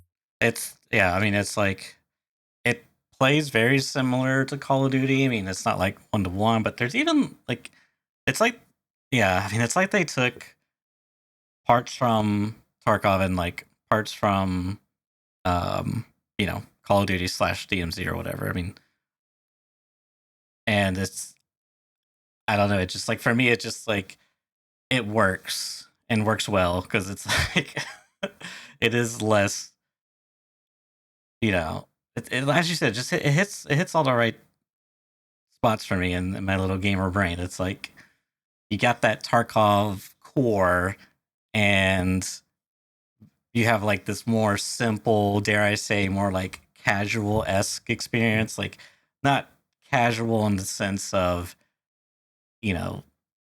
I don't know, like less skillful or something like this. It's just like streamlined. It's a lot, no really messing about. It's just like smooth sailing. And for me, I'm finding that I'm really kind of quite eager now, especially to like get into fights, because I want to like experience these chaotic fights with all the systems they have at play. Like the abilities, the downing of and rezzing of teammates. The priority of that, and like the healing stuff, because it's like similar to Tarkov, but again, it's been like very streamlined, and it's just, I don't know. It's of course it's new and it's very well made, like graphically too. We were just telling Giga the other day. It's like, my friend was telling me that the studio, I think it's Team Jade, or maybe it's just Jade Studios, but either way, they preemptively made this game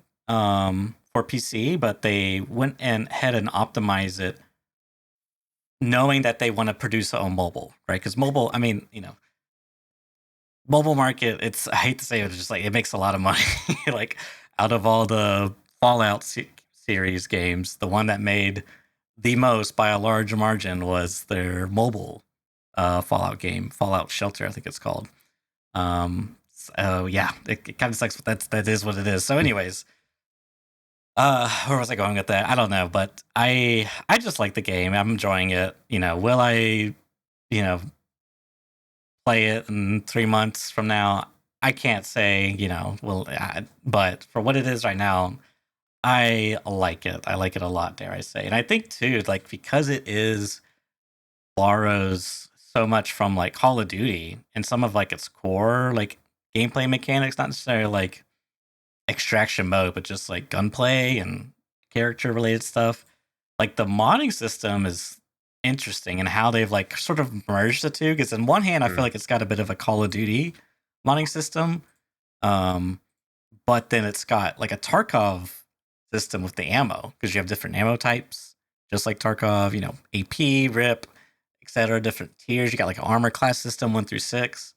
But they've kind of like married the two together, which I find really intriguing because it's like, for example, there's a G3 battle rifle and like a actually let me find one of a similar caliber because that would make more sense. Actually, it'll just like there's an M4 of course, and then you got this CAR 15 assault rifle that's like a I don't know some janky M4, right?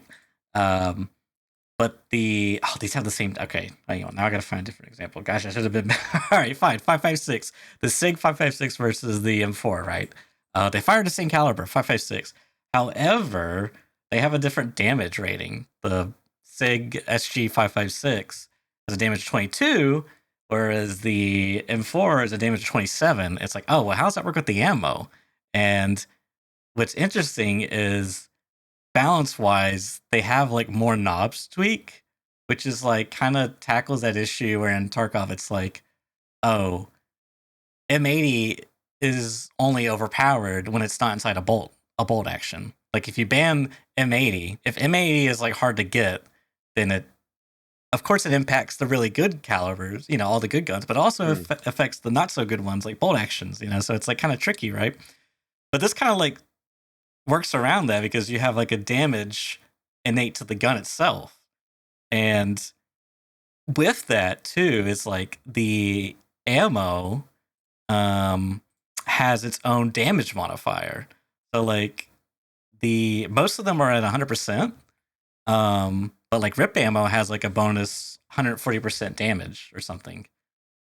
Which is interesting because then it's like they have like it's just like they got a lot of levers to play with, and I kind of like how it all comes together because it does borrow a lot from Call of Duty's gunsmithing, how they handle the statistics. Like you can get like very detailed breakdowns. Like there's a damage chart that shows you what damage is going to be dealt in what portion of the body. Like the thorax here is 34, the head is 64, the stomach is 30, and then all the limbs are 20.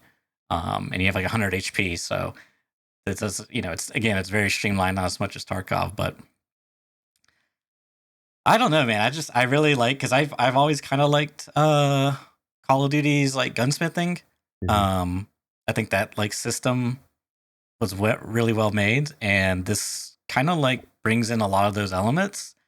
And I'll be curious to see, you know, it may need some refinement, but as it is, I'm just like enjoying the experience. You know, it's a very well made game. I think that's the thing, right? Like you can like the game just for what it is, and we don't need to like necessarily compare it to too many other things. And it's like some of the benefits of the systems that they've added come from not trying to be realistic.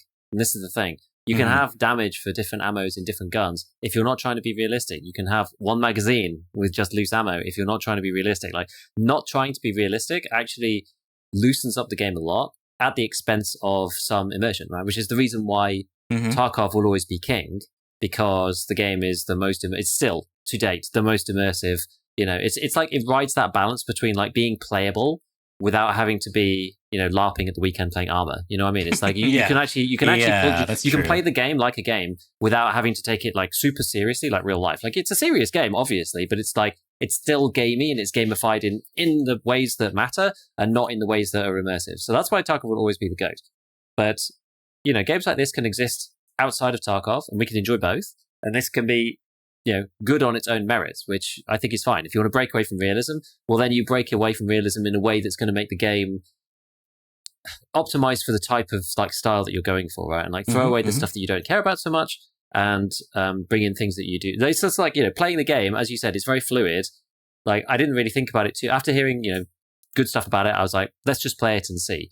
And it's just enjoyable. You just play the game and it's enjoyable. Yeah. It's fun. It feels good. There's not that much where you're just like, oh, they're like, this is really annoying. Oh, I wish they'd done this. Or wish you just play it and it's good. And I think that experience. That experience is like very subjective, obviously, but also it's hard to kind of tap into.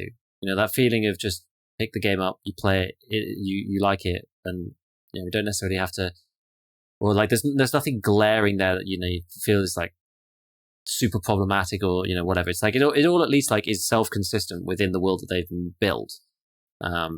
It's not like they've gone, oh well, we're looking for. Yeah, they don't have like the Escape from Tarkov or like Grey Zone like blurb on the game, and then they've done all this silly stuff. Right, the game is not designed in that way, and so it does have non-realistic stuff. It's got the operators to add some ways to control some of these like ancillary and tactical things that you do. The map's like kind of alive in the sense there's lots of stuff to go and pick up on the map itself, and like changes the way that you play. And yeah, it's just like it's a fluid experience for now. As you say, how much longevity it'll have, I don't know. Like, only time will tell for that. I've played like 10 hours, and we'll have to see what monetization they're going to add. Because there are actually they've shown like some cosmetics in already. Like, I would not be surprised if this game has a paid for secure container. I don't know whether it would be monthly or whether it's a one-off, but I would not be surprised if this game has a paid for secure container at all. But I think, based on looking at the game's like shell as it is now, I imagine that you'll get 2x1 for free or 2x2, one or the other. I'm not sure. It looks like you probably get 2x1. I mean, it matters a lot less in this game, I think, because just because of the way it functions, right? You're not like, you're carrying out stuff that's important, but you don't have to take in like tons of really expensive things, really, compared to like Tarkov. It's like it's easier in that sense as well. So like 2x1 would still probably be okay, but we'll see. We're just gonna have to see. Yeah, as you say, for the time being. How much did you say you played? Like 30 hours? 40 hours? 30 hours, yeah. 30 hours, yeah. So it's still early days, but... Oh, yeah. And like with any new thing, it's going to be, if you played as much as over 1 hour probably, and you're enjoying it still, you're probably going to have good things to say about it. You know what I mean? Yeah. And actually, one other thing that I think is nice, which is actually maybe want to play Delta Force, was people complaining about TTK, which is actually like something that made me want to play it. Because I was like, okay, I'm going to be playing this like 3-player squad shooter. Like, I can only really play this if the time to kill is low. Like, you just can't, like, especially if there's no friendly fire, like, because there's no friendly fire in Delta Force, and there's no friendly fire in Arena Breakout either, remember? So, if there's no friendly fire, and there's, like, teammate indicators, when you're playing solo, it is hard. The game is super hard.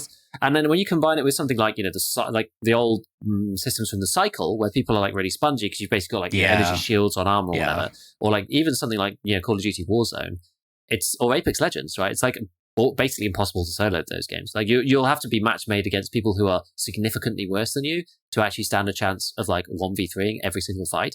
Whereas in Delta Force, I feel like because the TTK is super low, you actually can survive as a solo. I know some people are saying like, oh, the high level armor doesn't really feel like it's even worth wearing. I think that was one of the criticisms that Jesse had. And I'm just like, that means that maybe I can play this by myself, right? And actually enjoy the solo experience, because you need something as a solo, right? And if it's like nobody can kill each other and they know where each other are the whole time and the time to kill is super high, it's just like, if you can't kill a team of 3 with 1 magazine, you're really going to be in trouble. But like yesterday, we were playing and there was like two holed up in that little tent thing, and like I shoved a bomb one way and then ran the other side and like cut them off and killed 2 people with 1 spray down. It's like people die really fast, especially if you hit them in the head. And so the gunplay and the fights end up feeling like, I don't know, they don't feel it just like decent. It feels like, and this is always one of my issues with Warzone. I didn't end up playing much Warzone because I was a big PUBG player back in the day. But Warzone, I think people are too spongy. I always thought people were too spongy in Warzone, and it doesn't feel like COD multiplayer. It feels like something completely different. And I just don't really like the high time to kill games. I just don't. It's just personal preference. And it was also what kind of put me off from Apex Legends as well. And a little bit of the Cycle. So low TTK I enjoy, and I think it's fun and punishing and whatever. Ironically, it actually kind of like reward. I feel like low TTK rewards tactics over aim, personally. More so, because the longer the TTK, or the higher the TTK, the more your aim is rewarded, because you're unable to surprise people, because once you're shooting at them, if they don't die very quickly, the skilled player can turn around and kill you. So low TTK is like, and also goes hand in hand with camping and ratting, obviously, but it's also, flanking or whatever. Like if you flank an experienced player and the TTK is high, they'll just turn around and they'll just kill you. So, you can outthink people more so in the low TTK games, in my opinion. And so that's another thing that's made me think like, okay, yeah, I could carry on playing this. Like 2 headshots and they die. Okay, because it's not. I don't think you die to 1 headshot with the regular guns, so it's not even as realistic as Tarkov in that way. Because you only deal 67 damage to the head or something because of the damage multiplier, and you have 100 health, so you have to shoot them twice. But that's it's kind of fine. It feels fine. It feels okay. Yeah, at first I was like, oh, I don't really like this. Like, it felt like the TTK was too low, and especially coming off the back of what Jesse was criticizing. That was sort of like in my head, but I think too, to add on to that, it's just like that trade-off means that, it becomes a less raw skill aimy thing and more strategic, and then you add on top of the layer of the class system, it makes it even more like strategic, because now it's like, oh, you have to like, this is why I want to get into like more squads, and then like really experience like a 3v3 fight more often with all the abilities, because it's like, oh, the TTK is so low, I have to really utilize everything at my arsenal. It's not just about like so static. Like, oh man, like imagine if Tarkov had good smokes. It would change so much of the game.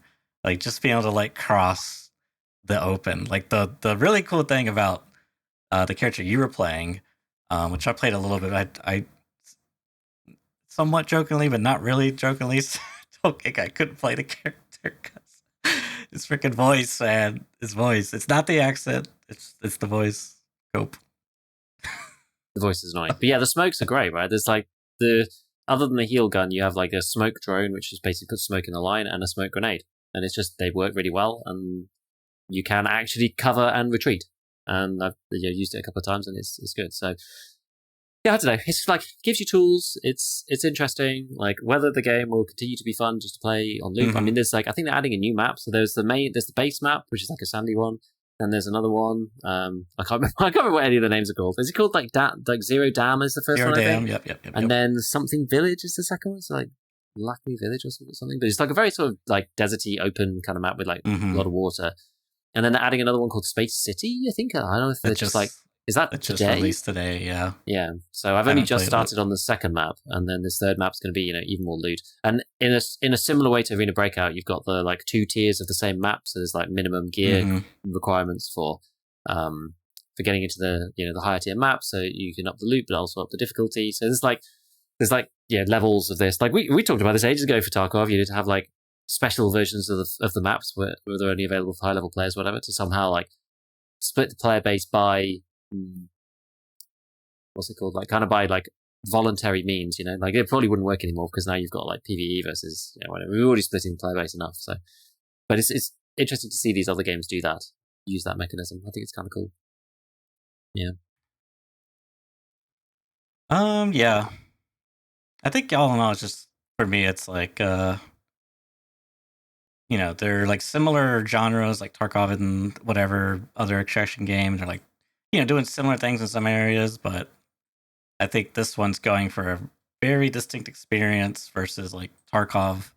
And yeah, that's fine. Whatever you like, people have their preferences, and that's great. There's like things in Tarkov that aren't my preference that, I would, I would like someone says, smoke grenades suck in real life, et cetera, and like, it's great, fine. It's like, that's not my preference though for, it's like one of those things, it's like, I just wish Tarkov had more leeway on these things. It's like the inner core gamer in me, just wants to play good or game mechanics that I like, I guess, or am fond of. And yeah.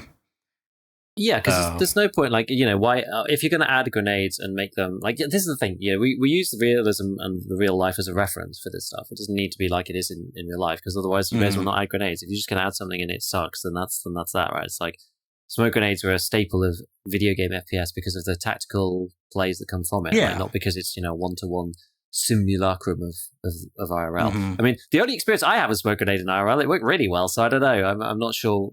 I have very little experience outside of the cadets. We went on a military exercise one time with the army, and we had a bunch of smoke grenades there, and it was with the wind. Because it doesn't look anything like Tarkov smoke grenades, because it'll like billows out and then the wind carries it and makes like a wall of smoke kind of thing. And it was like, that was very effective. That was like some white smoke that they had in the British military that they just like dragged out, and like, I think you had to, because they were doing it on exercise rather than doing it like for real. They had to put them in like a water bucket to like actually release the stuff, because they get like so hot they can start like fires and things. So to like dunk it in this bucket before they let it go. But it like that was quite effective. I thought it seemed to work then. Maybe it depends on the wind and like how the wind is working, or whatever. Because we had like very like, it was like not that windy, but like one prevailing direction, just like quite consistent, and that really did like billow out and make a proper, like if it was super windy, it'd make it too thin too quickly, and if there was no wind, it probably wouldn't disperse enough. So I don't know. Maybe it's situational. I don't know. I'm not an expert on IRL smoke grenades in the real military, but I seen it work one time and it seemed all right. But it was nothing like Tarkov. I'll tell you that. Nothing like EFT. Yeah, overall, I mean, I'm trying to think. I feel like there's something else I should say, but I can't think of anything. It just, I hope the studio is paid well, and I feel like the game's what we have as a current snapshot, I really like. I hope other people get to experience it, and I hope they don't ruin the experience, the microtransactions. And I'm also just like still kind of bitter at COD for. It's like they tried to do something. I don't know. They were like so halfsies on it, and then it was just like. Then it came down to a question of, okay, this isn't making us enough money, because they like monetized the crap out of it later on, my understanding. And then they're like, okay, we're just gonna do away with this thing.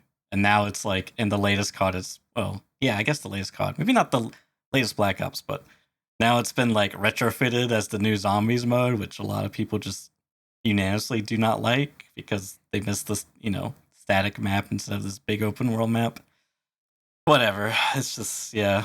Just like looks and plays and feels like this is what COD should have been. But hey, you know what? Fine. Let's give someone else an opportunity to be successful at it.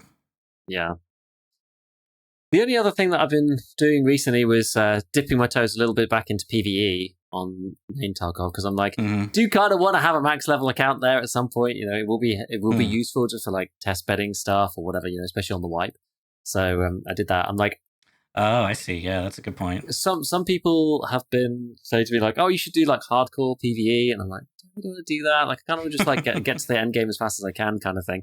So like, I'm sort of doing like I'm not recording it or anything, but I'm doing sort of a self challenge. We'll see how it goes. Okay. Which is to not die. So 100% survival rate on PvE, and we shall see. So far, I am 10 raids in, and I'm level 11. Okay. And the last raid that I did, I met the goons. Fortress.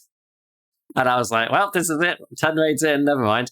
Because like I have heard from other people on PvE when I've just been browsing around that the bosses are pretty relentless and very ruthless on PvE. Because like you're the only real player. So it's like just the way it works isn't necessarily that organic. I mean, I got a hail of traitors shot at me I was trying to go, where was I even walking through? I was like walking towards Fortress, but like I wasn't even really near Fortress. I was like kind of like at the sort of construction-y skeleton building or something. And I just got like a hail of like traitor of some kind. And I was like, oh man. And I like ran from Fortress through the hole in the wall, past the parking lot, across to the container which has got the stash in it outside of dorm, like the dorms road or whatever. I like and then it'll continue to. I could hear them shouting behind me, and like I was like, "Oh, for God's sake!" So like ran across the road through the metal pipes up to the customs, like the hill on by dorms. I started taking shots from like Knight or somebody. Carried on running, tried to get towards like the boat extract with the smoke. But I ran out of stamina, and I was just like, I'm actually just gonna have to hold my ground here. So they tried to like run down to the big rock, didn't quite get far enough. Knight like crests the hill. I was like, what's going on? And like turn around, like kill Knight just in the middle of the open because he like ran slightly too far. Gets to the boulder. Big Pipe like comes sprinting in as well, like kill him. And then I was just like, oh my God, I'm just gonna get like hunted down and tracked by Bird Eye at this point. Because like on PvP, he just kind of like sits wherever and just waits. But I was like, on PvE, I bet he's just gonna like run me down. And I had like a couple of scavs started to come over because I'm still playing unsuppressed because I was only level like 9 or 10 before, and eventually I'm just like being like super cautious, and then I just see Bird Eye just like silently just like running across and kill him, and then took out their loot and left, and I was just like, wow, what a 10th raid that was on PvE! Like killed all the goons, got the achievement on PvE for killing the goons. Wow. I was like, man, this is pretty awesome actually. So 10 raids in, still going strong. We met the goons, haven't died yet. And I got like 26,000 XP or something. So it's jumped up to level 11. So I'm not quite at the flea, but we'll see. I'm slowly just working on it here and there and playing it cautiously. I think the reason why people get, I got lucky with the goons, but the reason why people get caught out in PvE again is that like they're playing PvE in their head, like, oh, there's no real players, and so people let their guards down. There's no real threat, and then they get like head eyes, but like they lining up on a scav, they let them shoot them 10 times, and they go, oh, the aimbot, and it's like it's so easy to do as an experienced player. I think it's like more so as an experienced player because for sure, as a new player you don't know what you're doing, and as an experienced player you've played it so many times that like death doesn't really matter, but then it's annoying when it happens. But also the scav deaths, like they can just kill you one hit, but they don't always, and so. It's just a weird thing. And then people get like so conditioned that like, oh, I'm not going to die doing this. And it's like, you have to give them all respect. So I'm like trying to play it, respecting the AI and respecting, the bosses or whoever's on the map, like the PMC AIs and stuff. But, it's okay. It's all right. It's fun to do. So we'll see. But yeah, I do want to get some progression because it's going to be there forever, Yeah, I didn't even think about that. In theory, you could have a max level account and any time the game updates, which I assume they're going to update close together at the bare minimum, both PvE and PvP mode, then you could pop open the PvP or PvE mode and be like, oh, let's check out the new late game stuff ahead of time. Yeah, exactly. Like some people were saying, oh, maybe they should, delay the PvE like content for a bit or something because if there's like new late game stuff, then they'll just get spoiled on day one by people who are on PvE. Say you have like Lightkeeper all done, you'll just be able to say, oh, well, there's this quest, and here's all the rewards. It's just like no surprises anymore. I'm not sure how I feel about that. I can sort of see it. People like, there is an argument that people will speedrun it anyway, so people always see that stuff quite quickly. But we didn't see Lightkeeper quest for a long time. Like people got to the island and stuff, but we didn't actually see the quest for ages. So I don't know, I can kind of see arguments both ways. I think BSG just for ease are just going to patch everything, I would think. But there is a risk that there's a bit, there's some spoilers there. But I don't know. We'll see. But yeah, it's going to be useful either way to have that. I think just as just to see like what's coming if they do it that way. Just before we wrap up, I thought it would be fun. You reminded me of something when you brought up the term experienced players. I watched you play. I can't remember when, but a couple different times. I was like, wow, this is a really different Giga that I remember than like previous times I've watched you play. Like I can't remember the context, what you were doing or playing. It was Tarkov, but I don't remember. But maybe it was just because it's late wipe and that's just like the thing. But you just in general seem to like almost exude like this Chad level confidence about you. It's like there is no second guessing. It's just like I'm doing the thing. Like, do you feel like you've gained more, gotten better, or more confident, or what? Yes, I actually do. But there's kind of caveats to that, which is that the last two streams, my survival rate's probably like 20% or something, which is one caveat. But I don't know. I've had a lot of. I went on a really hot streak recently where I was doing super, super well. And I don't know exactly what the reason is particularly, whether it's just because, I've been thinking about changing, like I haven't changed the keybinds yet, but I was like, been thinking about changing the keybinds, like watch the sprinkling of like no generals here and there. And just like, don't be like, sometimes you just need a nudge out of the rut that you're in of just like, I go in, kit up, like press streets, play game, do whatever and do my usual thing.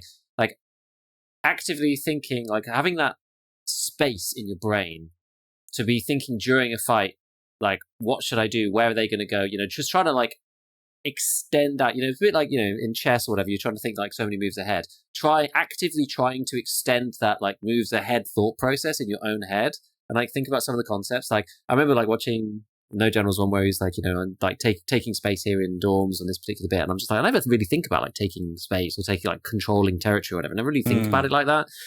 And so even though I've not really seen that much more of his content since then, I think like just the influence of that in general and just thinking a bit more actively about it. Like I've always said this to people, like if you want to get better, and I'm guilty of this as much as anyone else, if you want to get better at stuff, you have to like consciously be trying to improve. If you just go in like brain off and just play, you're just going to stay doing exactly what you're doing forever. You're never going to take any new routes. You'll always go the same places. You'll always make the same mistakes. You're not really learning.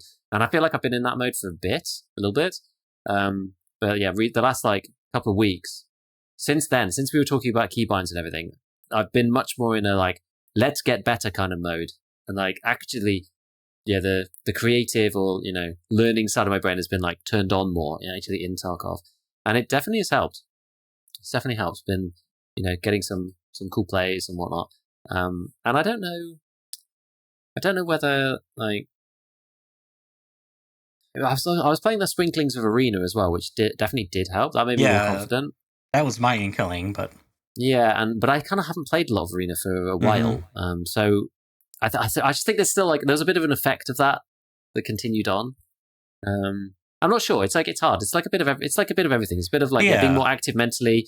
Doing the arena stuff beforehand. I mean, I just played like 4 days of video games straight, which is like something I never normally do. So in terms of I came back to playing Tarkov, and like although I died a lot, I was getting like good kills, getting good shots on whatever. I was probably like playing not very tactically because I was like out of the I've been playing like CS and stuff like that, so I was like out of the tactical mindset. When it came to aim, I was probably like better than usual.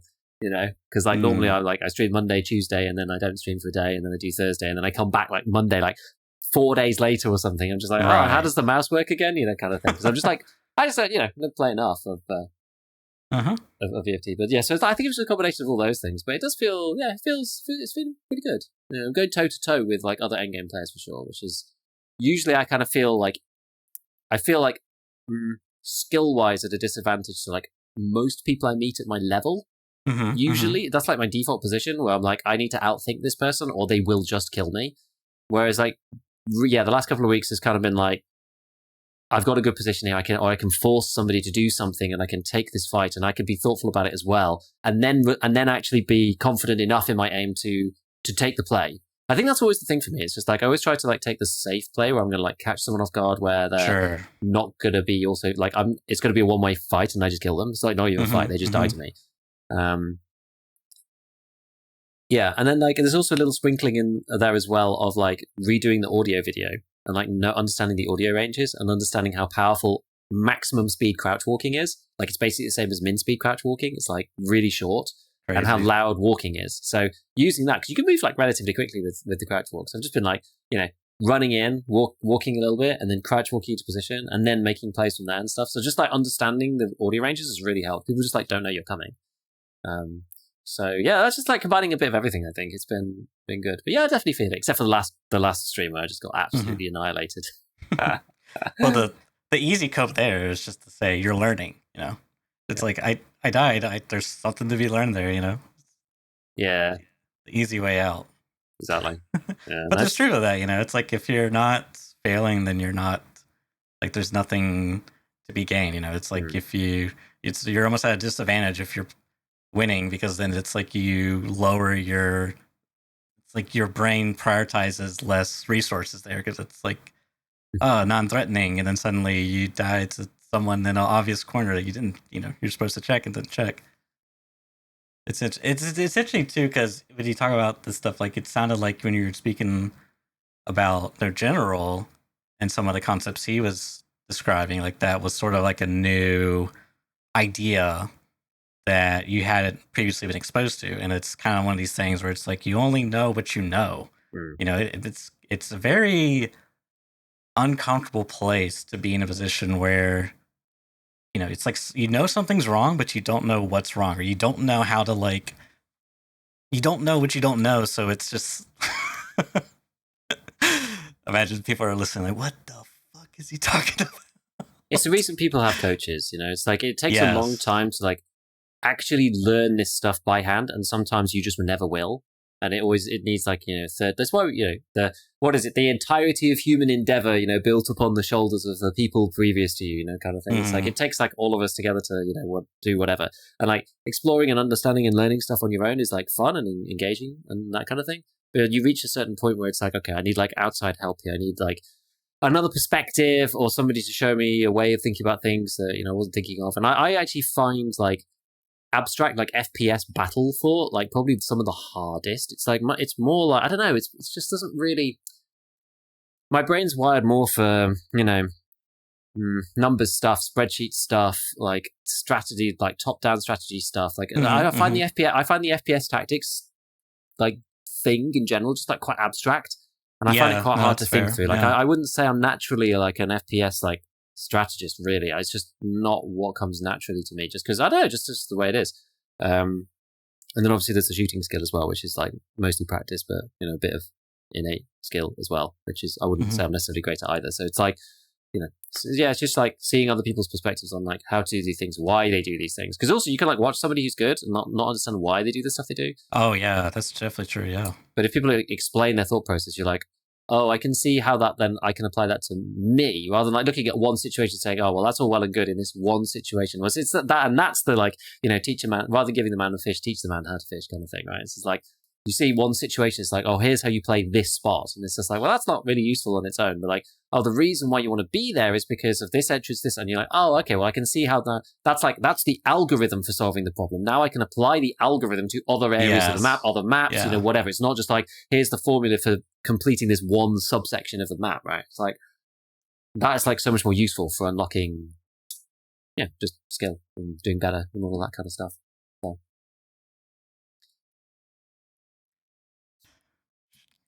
Should we wrap up then? Yeah, let's wrap up. The signal. Okay. No, I like literally my wife just came in through the door and she's just like, oh, I just need to grab you for 1 second. I was like, okay, we're probably done anyway, so it's actually probably okay. Perfect. All right then. Yeah, good way to conclude then. I guess we'll see you all next week and with Wipe most likely. Exactly. Next time we should be 1 week or 6 days into the Wipe, I guess, by the time it posts. So good luck. See you then.